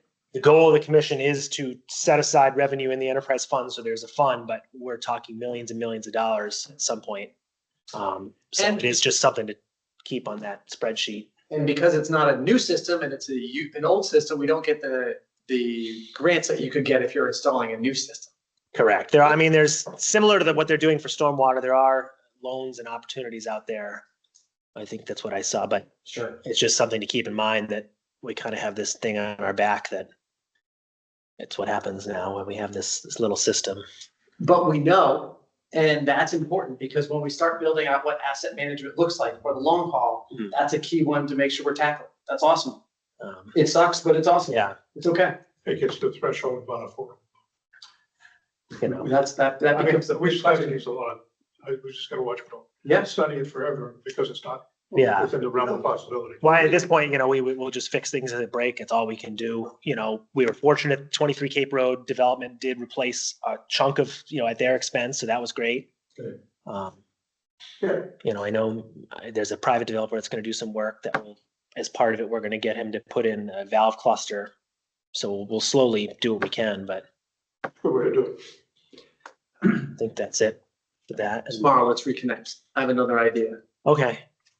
And then, yeah, and then for the ground stuff, I would defer to John. I can try and answer questions, but I think he's really dived into that now that they've kind of reimagined how all that works. Perfect. Cool. Thank you, Dan. I appreciate you being here to talk through a lot of that. On the ground side, the number, so this is kind of isn't on your radar. It's been previously appropriated, so it doesn't actually require funds. So in annual town meeting May of 2023, town meeting appropriated $75,000 for a trackless and multi-purpose dump truck, and then approved select board to enter into an 8-year lease for said item. That was in May of 2023, like I said, and that was before the tenure of both myself and the current highway superintendent, John Dudley. That never got expended. The department kind of reshifted its priorities and didn't have that. So that money's been sitting there for 2.5 years now, unexpended in a non-interest bearing account. Once we do that sort of thing. Because I shouldn't say non-interest bearing, in a lower than available interest bearing account, because the treasurer sees that and say, we're going to expend it really quickly. We need that cash availability, and puts it in an immediately liquid position, as is the treasurer's responsibility once we appropriate into a fund like that. So it's $75,000 for a piece of equipment that the highway department says is not the most useful piece for them. So since grounds has been added to their mandate, what the highway department says is that a dump truck, the purchase of a dump truck, would be most useful for the newly added foreman. So what highway is asking, what John Dudley is asking, is that we have a vote to not appropriate any more money, but to reauthorize or change the authorization of this 2023 vote. So I'll go through council on the actual wording of it, but this would be changing this previously authorized $75,000 for the lease of a trackless and multi-purpose dump truck to be for the purchase of a dump truck. So it's not the big international, the thing that is, feels like 2 stories tall. It's kind of the smaller piece that the grounds foreman would be able to use on a day-to-day basis. So this is not new money, but it's $75,000 being repurposed from its current use. So it's one of those things where, I ran into this in a previous community where we said, we want to buy a 2019 Ford Explorer to do X, Y, and Z, and then that's out of stock, and then we need to go get a revote to say, let's buy a 2020 Ford Explorer, and then we need to get a revote. And it's like, can we just say, let's buy an SUV to do blah, blah, blah. So it was a really, it was a narrow vote to say, let's accomplish this thing for the highway department. And the highway department saying our need has changed, and we want a wider authorization to be able to go and accomplish our need. So I am putting that on a placeholder on the warrant. It's not requiring any money. I'm not yet sure if I will ask for finance committee's opinion on it or not, recommendation on it or not, because I'd love to give you my opinion on it. It is actually not. So in the mandate of what finance committee is, you get to express your opinion on the expenditure of funds, and it's a change in the authorization of expenditure on funds. So I of course will present it to finance committee in good faith. I don't know if you'll actually take a vote on it or not. But that's the biggest one. So we've got some smaller things for highway, but that's the biggest capital piece. The couple other things that highway has talked about. So we've done, gosh, I'm on the wrong thing here. So we've done a lot on highway. We've done the street sweeper being the biggest one. We talked about last time the building replacement or the storage piece. town meeting has previously appropriated money and what we want that to be, and as an additional appropriation for grounds piece. I don't think we're there yet, and I think we need to do a little more work before we ask town meeting to appropriate additional money for a larger facility. So I think that's one of those things where we hold back, have additional conversations, and make that an annual town meeting request. Replace the backhoe loader was the biggest thing from highway. It has a replacement ask in 2026. It's $175,000. So it's one of those things where it's good money after bad sort of things in terms of what the how much money we're putting into it. So we've got a current possible trade-in value of $25,000, and give or take. So it would need to be surplused by select board, but it's one of those things that we're putting tens of thousands of dollars a year into, and the payback period becomes 5-6 years. Everything else is a little bit longer term. One of the things I want to highlight is the Providence Street road culvert replacement. So this is something that we're going to be coming to annual town meeting with to look for a debt exclusion. So previously I had wanted to be able to wedge this into Proposition 2.5 revenue raising ability and pay the debt service out of that. But I would rather I would rather be able to fund ongoing union contracts and non-union contracts out of our operational budget and say, hey, here's this one-time thing we want to do that's going to serve folks for 100 years, and put that on a debt exclusion. So I am no longer envisioning the Providence Street culvert replacement to be within the debt service, to be within Proposition 2.5 revenue raising. So there will be a debt exclusion question in the spring to fund the full weight of the project. And to refresh the committee, it's about a $2 million project. Town meeting has previously appropriated $300,000 for design. We've gotten over $200,000 worth of grants. We're anticipating another $500,000 worth of grants for construction. So call that $700,000 out of the $200,000, or sorry, out of the $2 million. So we need to come up with $1.3 million. We can pay for roughly $3 million out of the capital stabilization, which I will again ask for, and then we'll be asking for $1 million worth of debt to be excluded from Proposition 2.5. All of that's going to happen at annual town meeting, just because we don't have the kind of numbers here yet. But I know I've talked about it before. I think it's important to bring it up again to the committee. Can I ask, if there's free cash flow that isn't spent, can that be reserved to fund future culvert work? Yeah, town meeting can create a fund to say, here's, we have $600,000 in free cash left in May, and we want to make that into a fund to do culvert replacement after that. I think we should keep that in mind as we are presenting anything to the select board, that there's a $1 million chalupa hanging out there, and to avoid any additional overrides or debt exclusions, we could. We could. So I think that's a kind of the outcome of this stormwater asset management plan that I talked about earlier. Yeah.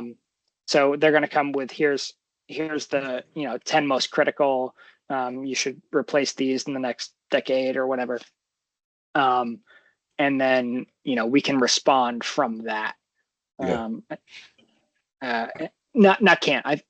I think the town should respond from that. I would put making a reserve for reducing debt exclusion on taxpayers. I put that as a higher priority than many of the things I've heard tonight.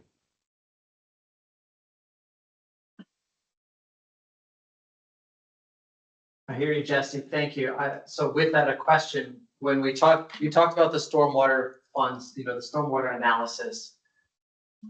Getting into that system, will that give us access to other funds or grants to support Providence Street or other activity, or is that all gonna end up being, is that gonna be analysis that'll then inform our own money use later? Yeah, so that stormwater asset management plan, that's separate from Providence Street. Providence Street is a kind of a known quantity.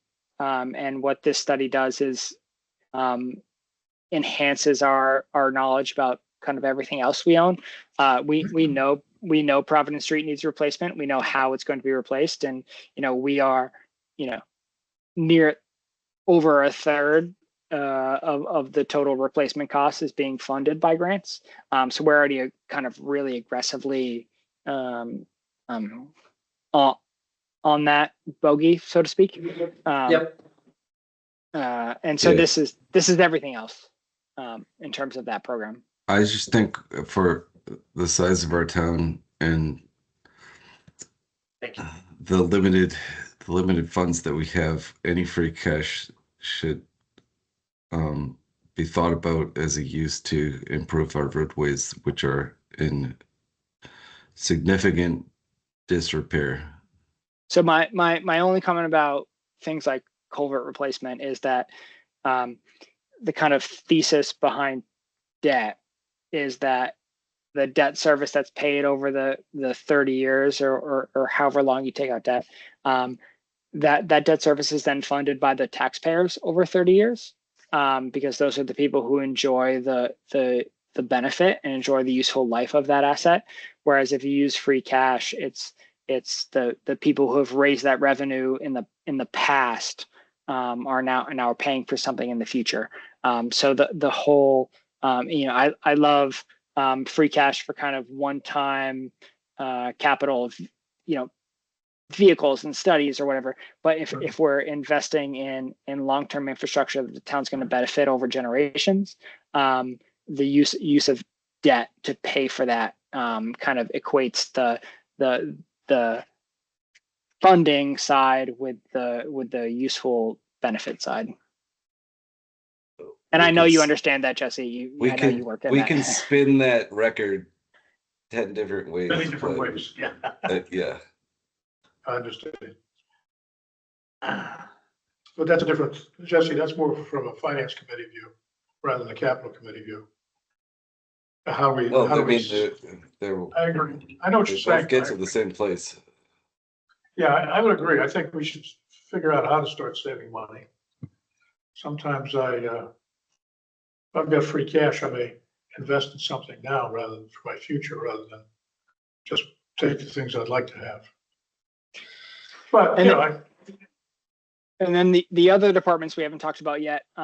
I've asked the building inspector to go out to the building commissioner, who is also building inspector, to go to the senior center and take a look at the back deck and talk about its structural integrity, and then assess the egress question we've talked about from the second floor.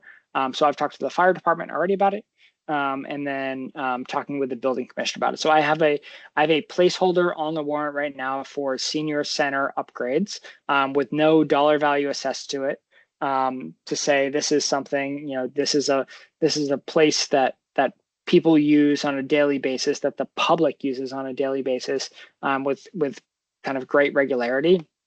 And if we have a code obligation or a moral one, to do something, I want to know what that is. So the building inspector went out late last week. I'm meeting with him later this week. So I don't have anything right now, but I have a placeholder on our warrant for that. that's awesome. Yeah, that's, thank you, Pierre. And I appreciate that. And when he gets his report done, if you could share it with the Council on Aging and the director as well, rather than wait for formal meetings, because it's important to our knowledge. Yeah, I'm assuming- certainly. Yes. Sure. Regardless of what goes on the town, irrespective of the town meeting placeholder. Sure. And there is a quote that came in for that, which I think Amy has, and forwarded to you to address the deck and egress. So if you're looking at dollar values, it's an independent guy. I just pulled out of the top 5 guys in the area. So it gives you a ballpark. It's good to make sure, like we talked about on the last meeting, is safety's imperative. Yeah. And we gotta make sure we hit the marks the right way. Yeah, I think you're doing the right thing with the safety analysis by a professional. Yep. We'll see what the results are, what Yeah. it comes back with. And we'll go from there. Perfect. That's awesome. The only one I think we're missing, Jeremy, that is police station. I don't know if we hit any of those other bullets. Okay. So we got earlier today. So actually, let me pull it up here. Earlier today, we got notification on green communities. So our green communities eligibility. So Clough was awarded almost $125,000 for their energy management system controls, which is great. And then the town was awarded $15,000 for electrical vehicle purchase for the police department. So we had submitted for the replacement on an administrative vehicle for the police department. And then we got $5,000 for administrative costs. So we'll have some staffing costs offset by $5,000. It's not for this committee. We'll figure it out on the back end, on June 45th or whatever it is we need to do. And then, so for the police department, it predates both my tenure in this committee's formation, but we've got a vehicle replacement cycle that's built into the police department's operational budget. So that's why we see new police department vehicles, and we don't see them coming to this committee to ask for free cash on a yearly basis, because we budgeted it on a annual level within the operating budget, which is awesome. That's what we want to see, that sort of normal capital done on what we call a pay-as-you-go or a pay-go basis. And so one of those vehicles we're going to do on an electric side. And to preempt the question, yes, this is in our plan with National Grid. So this is to, I might screw this up, but this is to cycle through this is to not cycle through the chief's vehicle. This is to cycle through one of the detectives' vehicles that was otherwise going to be retired and replaced by a frontline vehicle, but to replace it by an EV and then retire that detective's vehicle and extend the life of one of those frontline vehicles to be the lieutenant's take-home vehicle, and then retire the lieutenant's take-home vehicle.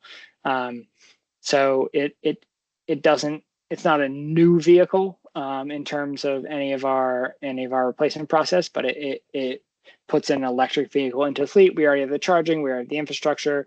It was determined based upon the hours per day, based upon where it's housed at night. Can we charge it? It doesn't need to be pursuit rated, all those sorts of things.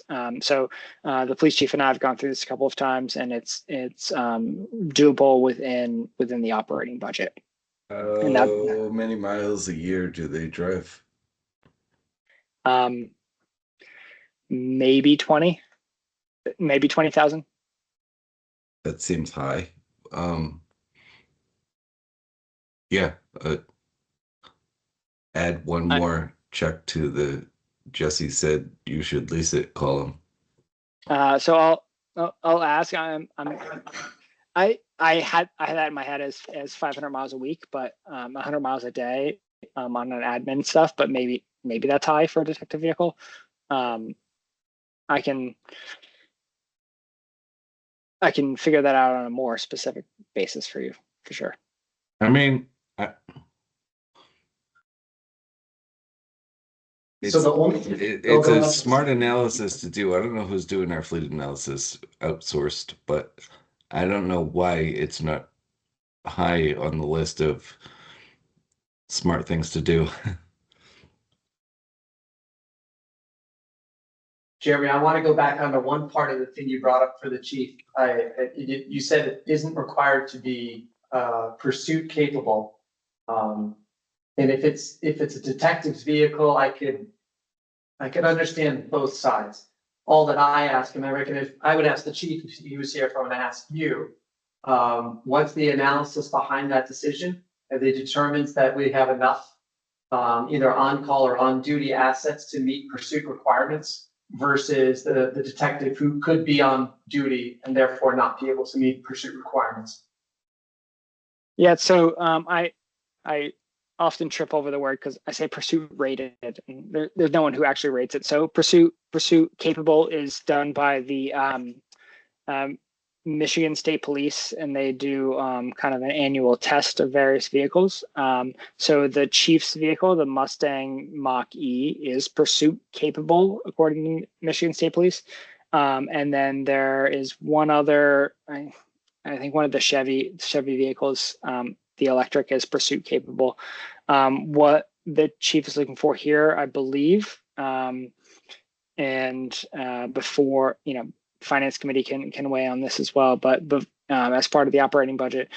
But I believe he's looking for a Ford Lightning F-150, which would be the kind of have the response capability on a gear sense rather than a stop start pursuit sense.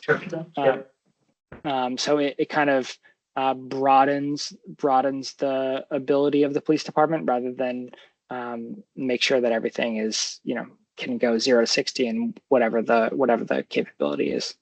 Keeping in mind that this is only a town of 6,000 people. Always.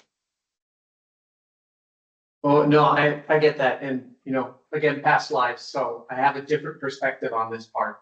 And honestly, having a vehicle to be able to move some extra equipment, we don't always think of the police department as one that needs to do that, but they actually do more often than not. So good copy. Thank you for the clarification.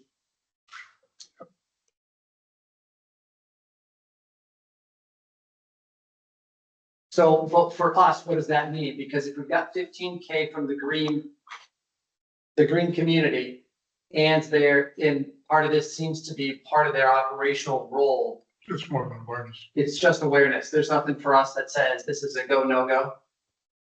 Yeah, this was already approved as part of the fiscal 26 operating budget. So I think it would be useful to have the capital planning committee not join every budget meeting for fiscal 27, but join a budget meeting for fiscal 27 to say, these are our PAYGO investments in the general fund.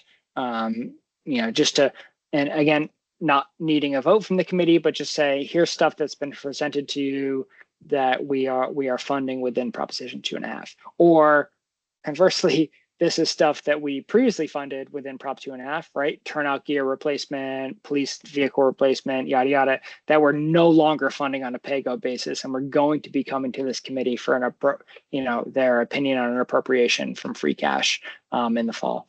I think but right now, this doesn't require anything. Yep. Sorry, go ahead. Yeah, to that point, Jeremy, I think we brought it up again last meeting. We need to get a broader view of what the direction of the town is, including the operational budget things that are funded and a number of other things. I think when we meet after the town meeting, we could start to take a look at what we need to be able to function as a committee from the town, which would be a select board and the plans and goals, your administration office from the finance position of, and also from the potentially new revenue opportunities that could be considered, just to keep us informed. Because a lot of these you look at and say, it's difficult to see when the light of day would come unless we have that kind of insight. And I know we're not making decisions on what year, but there's some practical matters that we need more input, knowledge of what's going on. So this is my inclusion in the town meeting warrant, and I'll take some feedback here and not take some. I invite some and would welcome some feedback here. So I'll go through the prioritization from before. We've got some stuff that doesn't have numbers in here, but I think we can color it with what we've talked about now. So Providence Street culvert repair, that's an annual town meeting debt exclusion sort of thing. So I skipped over that here. We don't need an appropriation now. Third floor climate controls. I think I've demonstrated my priority on. Makes sense.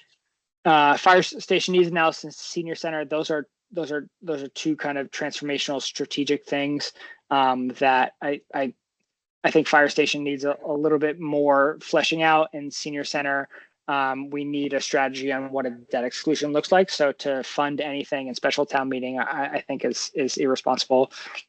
Turnout gear, this is cyclical. This is year 2. I think we should continue to fund this and sign the priority list. Supplemental road funding. I didn't put an X here. The highway superintendent will be presenting to select board tomorrow on what the plan is going forward on supplemental road funding. It's been $250,000 a year for the last couple of years. I think we may need to eat into what this is in a structural basis to fund contracts. So I don't have this as a special town meeting. And also, if we appropriate money in November, it's difficult to spend that to actually do any road work. And we can do it in May, and the outcome will be largely the same. I have fire boat and fire trailer. I think both of those on a dollar value are good returns on investment. Highway backhoe is the most immediate capital need for them, and is I think investing in the if we're not going to do the roadway sort of thing, we need to invest in our capital plan for highway. And then I have down here the dump truck replacement. That's a reclassification.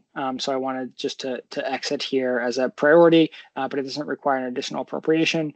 And then these two as police, which were the EV within the operating budget, and the self-service kayak rental, which were in the CPA budget, or anticipated to be in the CPA budget.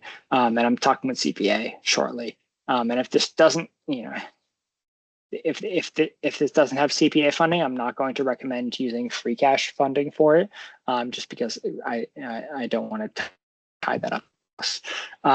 So I'd be looking for the committee. Where do we say we about... don't recommend things, or go on record as not recommending? Or so you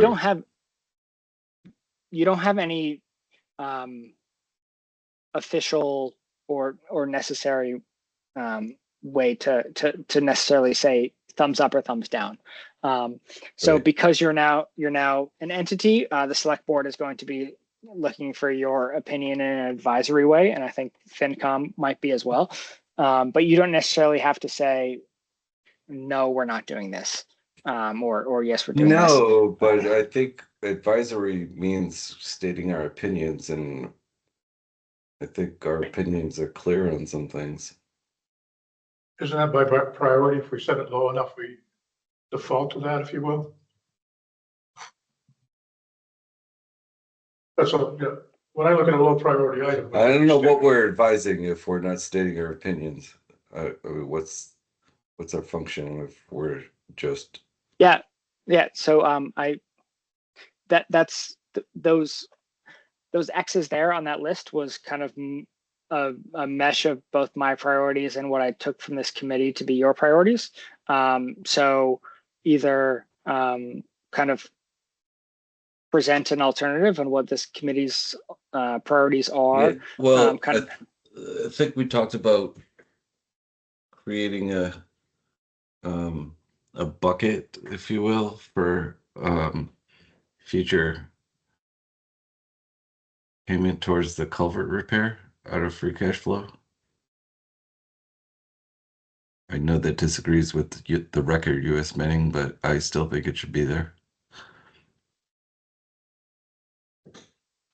Is that the same bucket Jeremy's saying move to May decision timeframe? Cash, then we work on it further. We're talking about physically creating an account, establish fund. So what I was talking about moving to May is the actual vote for the use of capital stabilization and to get a debt exclusion and then put it on the ballot in May. So that's kind of the big question. I think what Jesse is saying is, how can we chip away at what the overall ask for taxpayers the overall additive ask for taxpayers is in a debt exclusion. Correct. I think we've already done that to $300,000, right? More than 10% of the cost we've already used free cash. That's to chip great. away at that And $2 I think million. we should earmark more free cash to go towards the culvert repair rather than buying another electric vehicle is my point. And then I am thinking to use $300,000 in capital stabilization, which is another, existing resource. So we're talking about $600,000 out of 2 million of existing resources. We could Almost argue a about third. it all night. I just think it should be a additional bucket reserved for payment towards the culvert and reduction of the debt exclusion. I can repeat myself again, but that's what I think, and that's what I want to present to the select board. So I don't know how to make that more clear. Yeah, so certainly. So someone can make a motion that it is the advisory opinion of the capital planning committee to reserve all available or up to a certain number of dollar value of available free cash to offset, future borrowing for the Providence Street culvert. That's a. So moved, and I think the number should be 500,000 up to. So, On point of order, before the motion of point of order, I still have questions because I'm not a financial guru and I don't necessarily understand how, if we set aside a fund to identify for the specific use, is that fund restricted? And if another capital event or something else occurs that would be more logical, do we have the authority to present the recommendation to change that? Not without a town meeting if it is specifics. Okay, so that would have to go to. It says set aside up to. It's not saying it has to be. It's set aside up to so that we don't just think. I want to make sure that we don't think that we have $1 million when we could only spend 500,000 and reduce our debt exclusion by whatever that amount is. I think that's the fiscally responsible thing to present. So I just want to caution that a motion that says set aside up to $500,000 has very little teeth to it. That if the motion is to recommend the creation of a fund and so create a fund and appropriate X amount of dollars. So if you say up to $500,000, the select board can say, here's $1. And, we're consistent with the advisory decision. I understand. So if I think my intent, I don't want to make up numbers on what I think the number should be, but I think our intent is now known or my intent is now known that I think some of our free cash should be thought of as or more important as some of these other things that are being requested for a town of 6,000 people. I think some of these are great to have and would be wonderful to have in a town that had a larger tax base, but we don't. And I think putting some free cash dollars towards reducing a debt exclusion is the fiscally responsible thing to do. I don't need to be the one to decide what that number is. I feel like it should be discussed at least at the select board.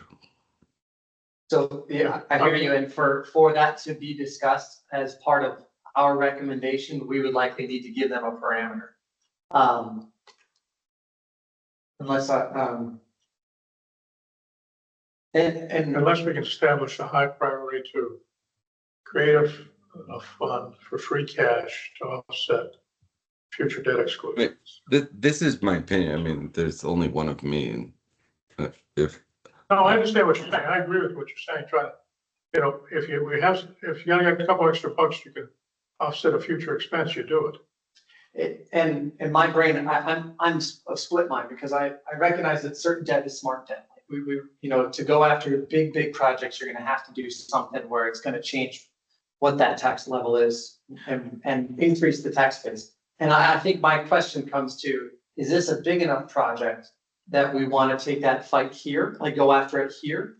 Or do we want to, is that something that we need to look at for bigger projects? I think it's a big, well, I guess my only thought is, I think every year this is an important conversation because saying you have $1 million free cash makes it psychologically opens up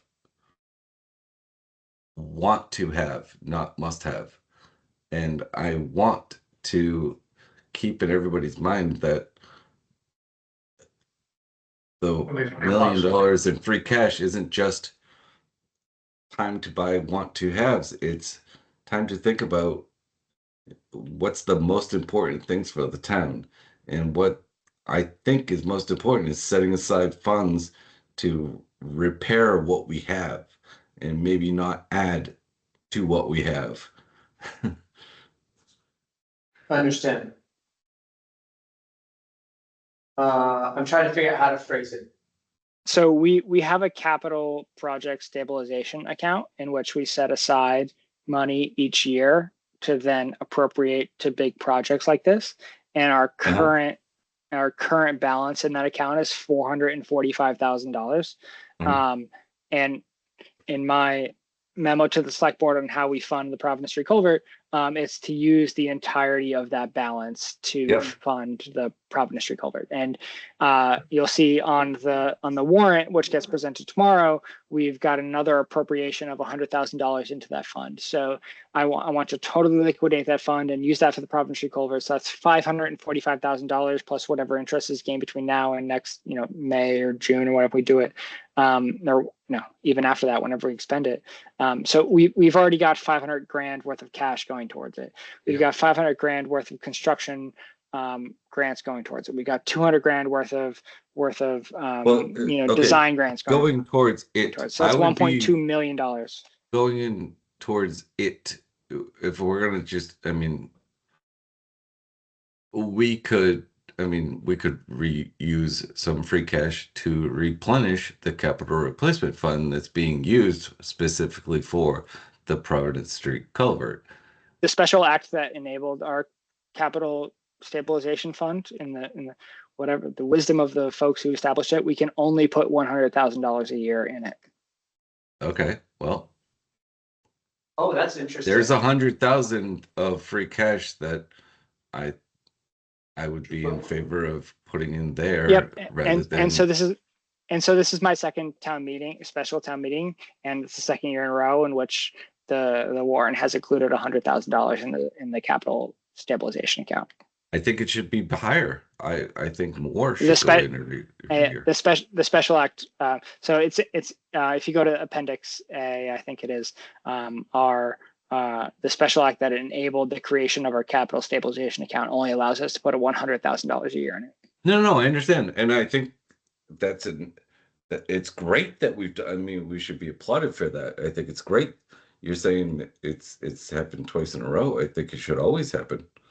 Yeah, and our general purpose stabilization, which requires a 50% vote to go into and a 2/3 votes to get out of, we're at $1.6 million. And my recommendation for town meeting is to put another $200,000 in, or maybe 250. I forget what it is, and that brings us just over 7%. So our financial policies for the town say between 7 and 10% in stabilization. So our stabilization is kind of where it should be. So I'm preempting the question. I don't want to use stabilization to then fund something like this because I think we're just over the threshold and where we should be with stabilization. Is there a way to set something else up, Jeremy, other than the $100,000 fund, capital fund? Is there another account? The town can put as much as it wants into general purpose stabilization. And then use it from there. we're getting to the same place. I think what our intent is clear. We don't like, or my intent is clear. I, I think it's responsible of us to not spend all free cash on things we're adding and put some free cash towards maintaining what we already have. Yeah, I mean, I think of a $2 million project to come up with $1.2 million it's not in just existing the resources. Providence Street culvert. I'm not just talking. I'm just saying repair what we have in it throughout the town. Like, And Jesse, I hear you on that one. I think the big part is, sorry, not the big part. Let me rephrase. I can only speak for what I think or what I know. One of the challenges that I have as a taxpayer is we don't always have a good feeling of even what we have in the town. So the asset evaluation, the asset management, understanding of what we physically have is going to help us do exactly what you're saying, which is use those funds to fix the stuff that we already got. I didn't realize, and maybe this is my naivety on that, we had that 100K going into the separate fund and then the additional one going into the general stabilization. I knew there was some for the general stabilization, but I did not equate the capital fund to be in that 100K. I'm actually more comfortable now understanding that there are some paths to make sure that that free cash is moving there. I would present that as a committee, we can reinforce the importance of that process. That when we're looking at free cash usage, that part of that should be ensuring we have a reserve, that we've got the funds ready, that you're trying to build, Jeremy, so that we can do all those things that come up that we may not be prepared for. The other concern is going for debt exclusion constantly. Every vote after every vote, it's going to just wear out the orders completely. Yeah, I mean, Because we've hit them now for 3 meetings in a row for debt exclusions. Yeah. 2 for the center, 1 for the school, and then the culvert debt exclusion. And Jeremy indicated that we're going to have difficulties maintaining the salary standards, which means anything else it'd be all debt exclusion, unless we change his mindset to try to fend off some of the expenditures. I still think there's another way we got to find a different revenue. Well, and as Jesse and you said, we're still also at stage 1 of this group. Okay. Go ahead, Jesse. I think the best way to present it to the select board is that I, for one, would like to come up with a motion that instills the intent to minimize the number of that we're looking at, I guess, in free cash, as not just it must be spent.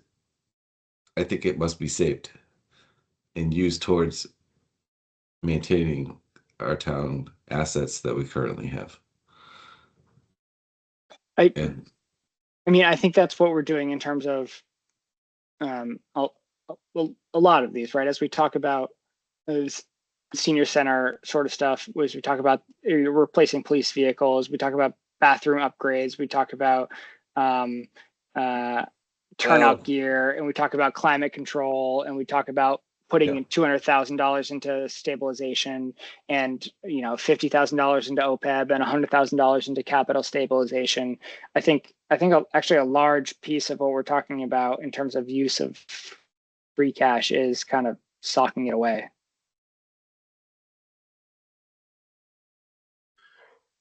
I guess one of the data elements I think this committee needs to have as we go forward, Jeremy, what you're telling us right now refreshes the whole committee on that we do save some things, but to the point that we should be looking at, to Jesse's point, anytime we have an opportunity to save any money, get away from the cookie jar syndrome, and we should be putting it into the bank for when we need it.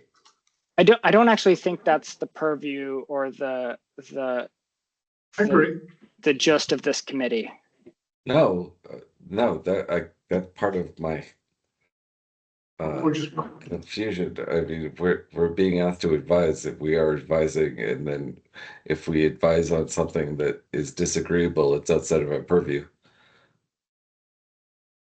I think we can, I'll get a clearer view from the select board because I don't get to decide these things. But in terms of saying this, this is how we should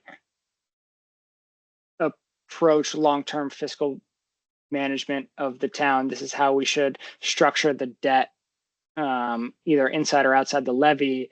I don't think that's the purview of this committee. Okay. but then would the purview of this committee say the culvert funds should not go for a debt exclusion? We agree it's a top priority, but we would try to find other ways to offset that cost. I hear you, Phil. That's a recommendation and not telling you how to use your money. Sure. I think you're brand new and you can take a vote that says that. And I think I commend you all for spending all this time with me talking about this stuff for the town and spending your free time on this in the evening. So I don't mean to come off as dismissive, and I think I just did. So I apologize if I did. So if that's how this committee thinks, I think you should take a vote to say as much, and I'll take that back to the select board. And that's kind of all I can advise on that. And you're not being dismissive. You're being very helpful, Chairman. So please know we need to hear these things. This is Yeah, but I think we should take a vote that gets presented that way. Jesse's message is really clear. And I kind of support what he's saying. okay. That's fine. Go for it. So I would second, or I make a motion to frame some language, Jeremy, to discuss what Jesse's discussing of how we save for future minimization of capital expenditures from free cash or other sources. I don't know how we present that. And maybe Jesse, you can do it correct. I think if I may interject, Please. and this may sound stupid, but I'm going to try. I'm going to present a motion that our capital planning committee. No, that won't work. Sorry.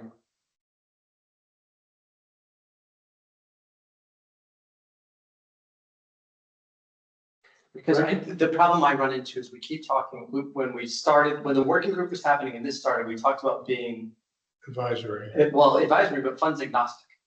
And like, I don't know how to, I don't know. Yeah, at the end of the day, we're getting into the business of the town, which we're not supposed to be in. How we fund. We're supposed to look at each project and set what the priority is of that project, based on what we've heard from the various department heads and our representatives. Yeah. So we either think a turnout vote or a turnout gear is important or not. We already indicated that it was because it gets us to a steady operational state. Sure. So we made that a high priority. Yep. We made storage shed for the senior center a low priority because there's a couple sheds there and we're spending some money, but we got a bigger nut to crack. Yeah. So we made that a low priority. So we did those kind of things correctly. I agree. I don't know how we, Jeremy, other than you imparting that message to the select board, I guess we're looking at some comments from some people who've been in business for a while, or would like to say we need to start putting in a bank for future need. because- Jeremy, in the effort of stopping the discussion, by 9 maybe, are you saying that we are already maximizing the yearly deposit to the capital capital Yes. expenditure fund? Yep. So we have a capital expenditure stabilization fund, and it's maxed out at $100,000 a year. And we have maxed it. We have done it at least the last 2 years. I feel like it's not useful to go back even more than that. But what? No, but we've maxed it out for 2025 is what you're saying. We can do it each fiscal year. So we maxed out for fiscal 25, and the special town meeting warrant draft right now maxes it out for fiscal 26. Yeah. 26, and that is funded by free cash or, Yes. Yep. okay. Then I would make a motion to fund an additional 100,000 towards this very large culvert expense out of free cash due to the sheer size of this single project. Okay, so the motion is to fund an additional 100,000, or present the recommendation to fund an additional 100,000 to a stabilization fund. No, it wouldn't be to the stabilization because we can't. It's already maxed out. It would be directly towards the funding of the culvert project specifically because we've already funded the maximum to the stabilization fund. And I'm just saying that due to the sheer size and in percentage of our actual budget that this repair takes up, that 100,000 of free cash should be appropriated towards that project specifically due to its sheer size. Okay, so right now we already have a capital project fund of $300,000 that annual town meeting created for the Providence Street culvert. So Jesse, your motion is to appropriate an additional $100,000 to that fund to offset Correct. future borrowing related to it. Correct. Got it. And so I will, sorry, actually, there's a motion on the floor, so I won't say anything. I second. Okay. Then you're also the chair, so you get to call for a roll call. Oh, roll call vote, please. Can we have discussion first? Sure. That's Yeah, okay. of course. Sure. So discussion, just point of information. So this, can you all see my screen on the, I'm sharing Yes. the bylaw. So Appendix 4 of the general bylaws, the chapter 46 of the Acts of 2004. So it established, so this is, 21 years ago, it established a capital expenditure fund, which highlighted here, section 2, the town may appropriate to the fund by majority vote at an annual or special town meeting in any year, an amount not to exceed $100,000 each fiscal year. I don't have the ins and outs of the fund in front of me. That's irrelevant to this motion. So this is the, all right, so I'll stop. This is the $400,000 I plan to appropriate to the project as well. I know. What do you Right, think? so- 100,000. So in terms of relevant to the motion, there's $300,000 that annual town meeting appropriated in the spring. We have de-scoped $216,000 from the design contract because of a DER and DOT grant in equal amount. So we're spending $84,000 on design and have that additional $216,000 left over. And then so this $100,000 would be in addition to that $216,000 that's available in the fund for construction. Correct. Okay, I got it. Wait, do we have that motion? Motion's been, So- it has been motioned, it has been seconded, there has been discussion. Is there any other further discussion? I think the motion is Jesse, not James. You're right. Thank you. Sorry, Jesse James. No worries. No, And then if someone's gonna have to take the blame, I'll take the blame. No. There's no blame, this is okay. I'm And then you would call for a vote, and it would be a roll call. Roll call vote if we can. Yep. Bill Sipley, aye. Yes. James Thatch, nay. Jesse Curl, aye. Motion carries. Got it. All right, so that is the advisory opinion of this committee to the select board. I will present that in our town meeting discussion on Wednesday. In addition to all these, obviously all the other, this is just one small Yep. sliver of what we talked about.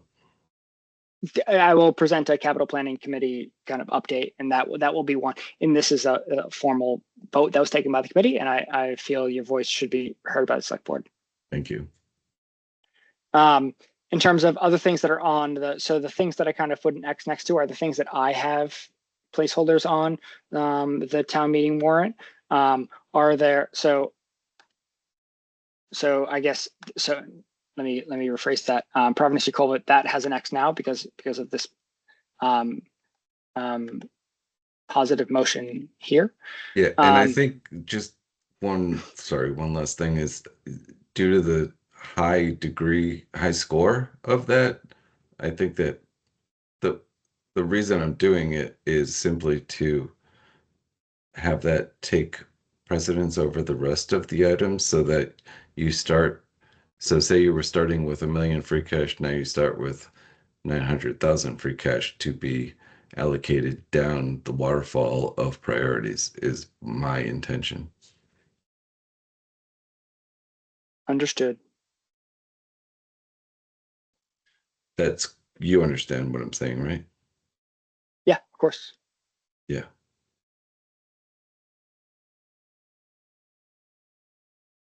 Which makes Trying to sense reduce here. the waterfall. Sure, yeah, understand. All right, so what were the other ones on there, Jeremy?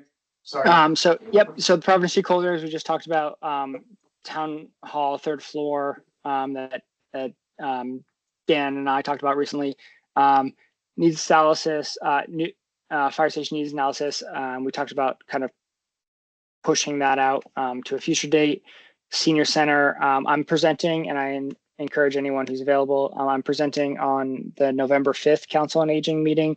I'm attempting to bring our consultants in. So we've got architectural consultants trying to do a, or not trying to do, doing a analysis of non-North Ave sites and saying, hey, should we put the senior center here instead?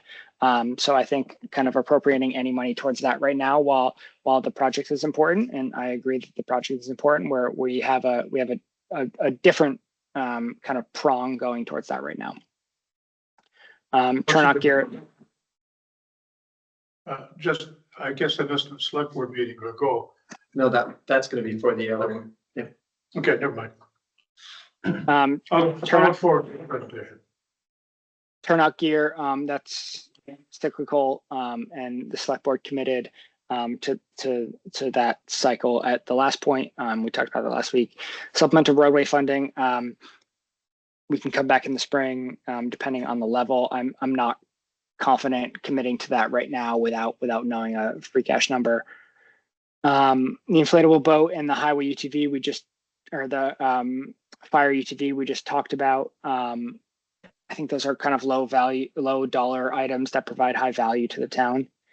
In terms of highway, these two things, this was the most important to the superintendent, and it ranked higher than the towable air compressor. And the towable air compressor, we can come back in the spring if needed. Beach bathroom upgrades, this is kind of study money we just talked about. So I think providing a low dollar value for study money we can put into a consent agenda and kind of get going really early. Dump truck is a reallocation. And then down here that we didn't quite talk about, the police replacement, green communities, and it's otherwise in the general fund. Self-service kayak that could be fully paid for at CPA, and the COA deck and 2nd floor egress. I have 2nd floor, but 2nd floor egress. That's something I'm waiting for the report on, but I think some sort of solution needs to be had there. If we're not going to go the way of building replacement, I think we need to go the way of at least shoring up, and whether that's a $5,000 it needs new stairs, or a $35,000 it needs a hole punch in the wall with a new stairway to go all the way down to the floor. I think having a placeholder on the agenda until we come up with that report is useful. And then if we don't have a real number, if we don't have something, we can pull it, pass over it, and come back at annual town meeting. But because the Council on Aging and the Senior Center has been such a prominent question in the town, I thought if we're going to kind of pass over a new Senior Center, addressing current Senior Center needs was useful. Yeah. What is column D doing? That's just what I'm talking about right now. Those are the ones that, from your discussion and my prioritization, I have said these are the ones that I advocate adding to the warrant right now. Yeah, it seems like the last placeholder should be higher on the list. The Council on Aging deck. Yeah. Yeah, for whatever reason, that wasn't on my list here. It wasn't on the project list. We didn't get it scored, and I don't kind of know where that was. So yeah, it doesn't. So it doesn't have a score here. This sort of thing is not going to be transmitted to the select board. It will be, I'll kind of polish this up rather than it be a non-sorted list here. Yeah, your feedback from the report from the town safety person or building inspector would be important. I don't want, it seems like, it seems like if there's a waterfall and it starts at the highest score, it's never going to make it down to it. It's never going to make it down to the lower priority items, which is where the deck sits. So I don't know that I'm following the waterfall. What I sent out to you folks, I scored the deck because my view was Yeah. it needed replaced somewhere around 27 or 28. It was and egress second floor, if that's deemed necessary, it falls in the high category as well because it's it needs to be done. Yeah, and we don't have that information on the integrity or the exactly. code requirement. So And if we don't have that, we just we move it to the next meeting unless the report comes in and says it has a serious nature, and then you'll be looked at to come up with the money from somewhere else, Jeremy, which would be reallocation of things from other departments or budgets, like when you do it your own household, right? So, but what you're saying is if we don't have the building inspector report, so we don't have information before the warrant is closed, and it comes back that it is an issue, we're gonna look to the town to do it from other sources. Okay. But we're expecting that report to be coming back to us, I thought, very quickly. So Hopefully have the answer. Yep. I Okay. think we get the answer and it comes in correct, or comes in at needed, we take action. If it comes in as not needed, we defer to the presentation on November with the long-term study. It's needed or needed, not correct or incorrect. It's needed. But From a public perspective, we have to have the analysis from our building inspector first before we can say one or the other on something like a safety issue. I'm not deeming it as my initial interpretation of it. But you can do a full-blown assessment on a municipal building of about 5,000 square feet for $8,000 from an independent certified state person, which would give you an analysis of roof, appliances, infrastructure, and it would give us a full picture of what that building needs for the next 10 years or whatever. Understand, but I don't believe that's what we're asking for right now. I'm just throwing an anecdote. Okay, We're not asking for that now. We're waiting for the results of this report. that's important. Very much. Did we miss anything, Jeremy? no, the building commissioner was anticipated to be there on Friday. Like I said, I'm meeting with him this week. So He was there Friday. he was there. All right, good. So should the committee want to take a vote, which I think would be useful to the select board. So I ticked these off. I would be looking for, not my committee, but I would be looking for input to either change some of these to include, so have their inclusion on the special town meeting warrant, or to not, and to defer on them. And like I said, this is not as kind of complete and robust as an analysis I was expecting from this committee, because we don't have a universe in which we're kind of measuring this against. So I would want to do this again, kind of January, February, and talk about the available free cash that we have in advance of annual town meeting, know where our labor contracts are landing and what the broader long-term financial picture is. But right now, I think what we're looking at is the highest priority stuff. And we know we're going to have, a couple $100,000, $1 million in free cash to be able to use. And how do we want to, use the most pressing pieces, not use every penny of it. So that's kind of what I'm looking for. These are my recommendations on the inclusion of the special town meeting warrant. And so I'd be looking for either your ratification of that or your modification of the inclusion of these capital items. I would put forward motions to ratify the items we've discussed, selected on that spreadsheet to present forward for the warrant for select board and the special town meeting. Is that open for discussion? Yes. Sure. Court. My discussion point is simply, why do we not have an X on the supplemental roadway funding versus some significantly lower priorities, it seems? The roadway funding historically, so as we talk about it here, is $250,000 a year, which would be up to a quarter of the free cash available. So committing that right now, so to have that much available, and to have over $1 million available in free cash each year, I find to be a structural surplus within town operations. So we had over $2 million in fiscal 24. If we have over $1 million in fiscal 25, I want to reprogram that structural surplus into our general fund operation budget and use that to be appropriated in annual town meeting as part of the budget. So what that means is that I want to also, not what that means, what I mean that for your takeaway to be is that I want to take that structural surplus from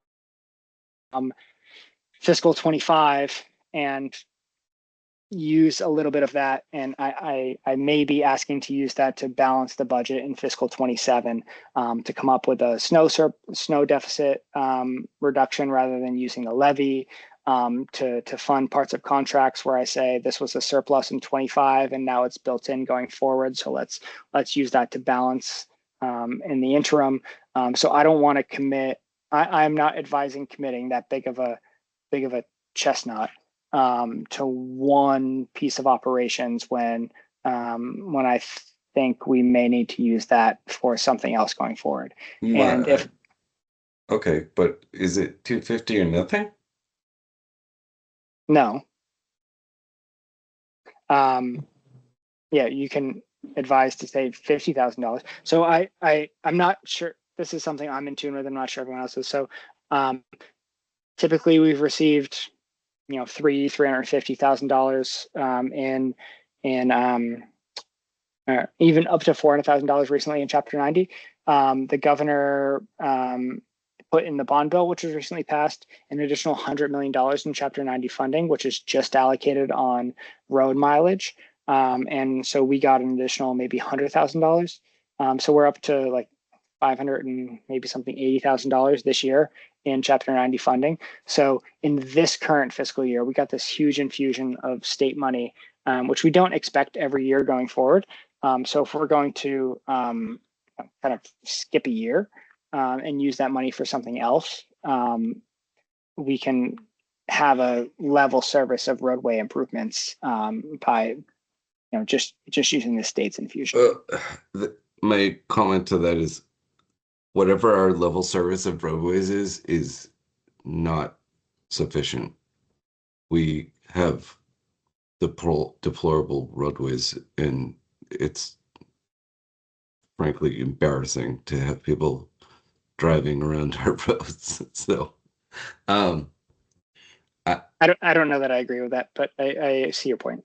I drive down Misco Road, please. That's fine. Hold on. We can also still be respectful, and can have differing opinions. And my personal opinion, the roads may not be the best, but they're definitely not the worst. having traveled a lot. So I hear you. I'm in my opinion, the projects we've looked through this evening, especially if we want to take the drive of getting funds towards the Providence Street culvert and some of these other things, those would take precedence to me, and to what I think the picture looks like. But I also appreciate where you're coming from, Jesse. Yeah, the other point. No, I'm not even asking to change this. I'm just simply asking. It's a number 25. It's a high score, and I heard it's 250 or nothing, and I was just trying to understand, given the condition of some of the roads, whether we agree or not.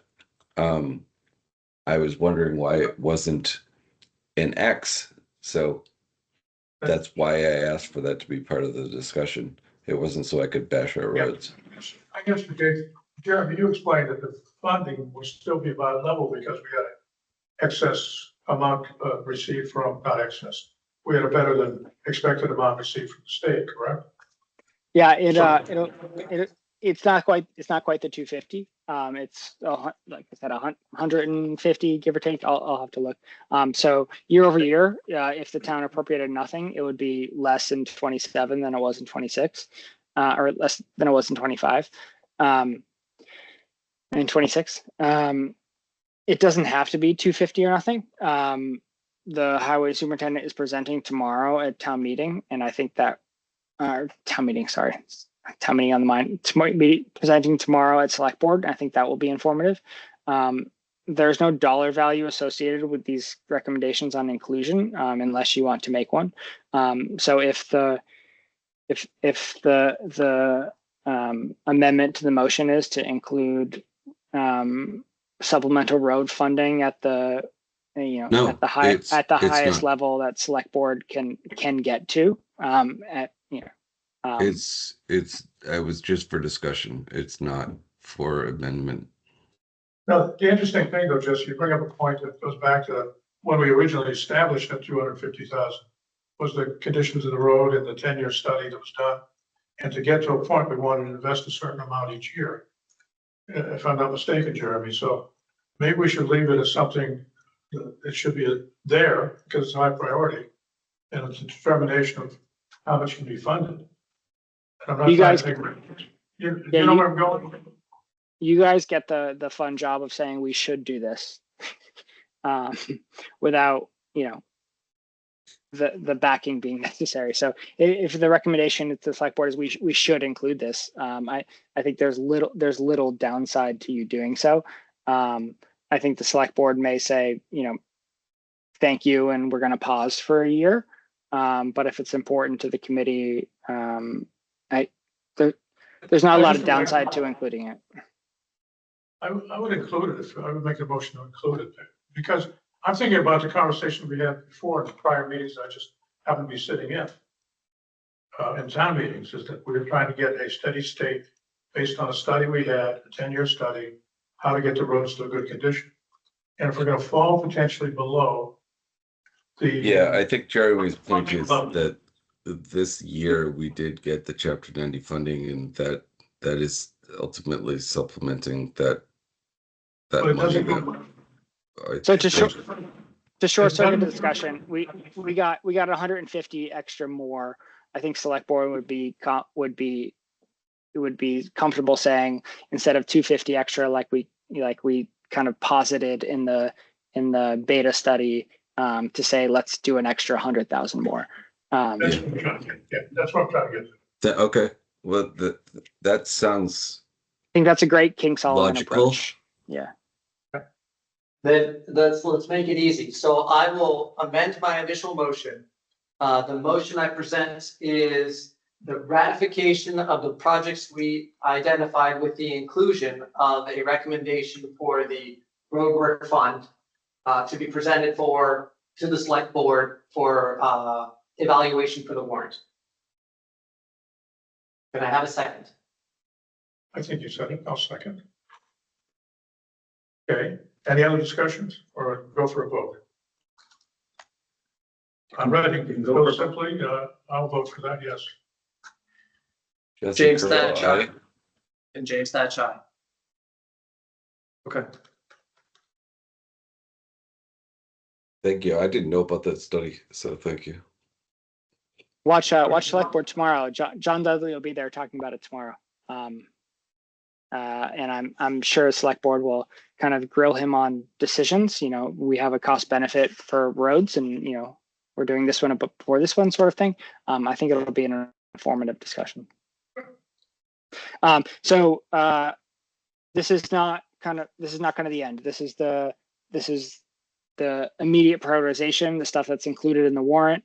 And then we will come back to this in advance of annual town meeting, like I said, because we don't have a free cash number, which I was told we would have by the end of September, and that September ends in less than 3 hours. And I don't have it. So my plan is still to advance this and have this all done in advance of special town meeting, and I will continue to push the accountants to get our number by the end of September, so we can make this a little more fruitful, but also to not try to cram this into 2 or 3 meetings in September, is to do this in July, August, September. So I thank you all for kind of your attention and your expertise on this, and my this is more formal and more thoughtful than we had last year, and I can hope we continue to do that next year and next year and next year to continue to advance this process. So it's not perfect, but we're not going to let that be the enemy of good, and we'll be directionally correct. Is my And some of these things we're having semi-heated discussions about, but I think it's important to have these conversations, whether and to raise it to a select board meeting, some of these concerns, because all I hear every day from neighbors is where are taxes going? Taxes going up. It's only residential income here. So I mean, these are things we should talk about, and yeah, it's important. So I'm glad we had the discussion about it. Agreed. Absolutely. And as we reconvene in a few months or after this fire drill, let's talk about process, getting data in time and timely manner, so we have what we needed. Absolutely. Totally. And this feels weird to say at a public meeting, but I don't see all of you in a setting very often. So last year, my budget process was to have the first 3 weeks of March, be our meetings. My wife and I are having a baby in March, so I'm gonna shift everything to February. So I'm hopeful to have town meeting stuff done kind of before that. So capital will be hopefully a kind of January, February process. So we have that happen in cadence with the general fund.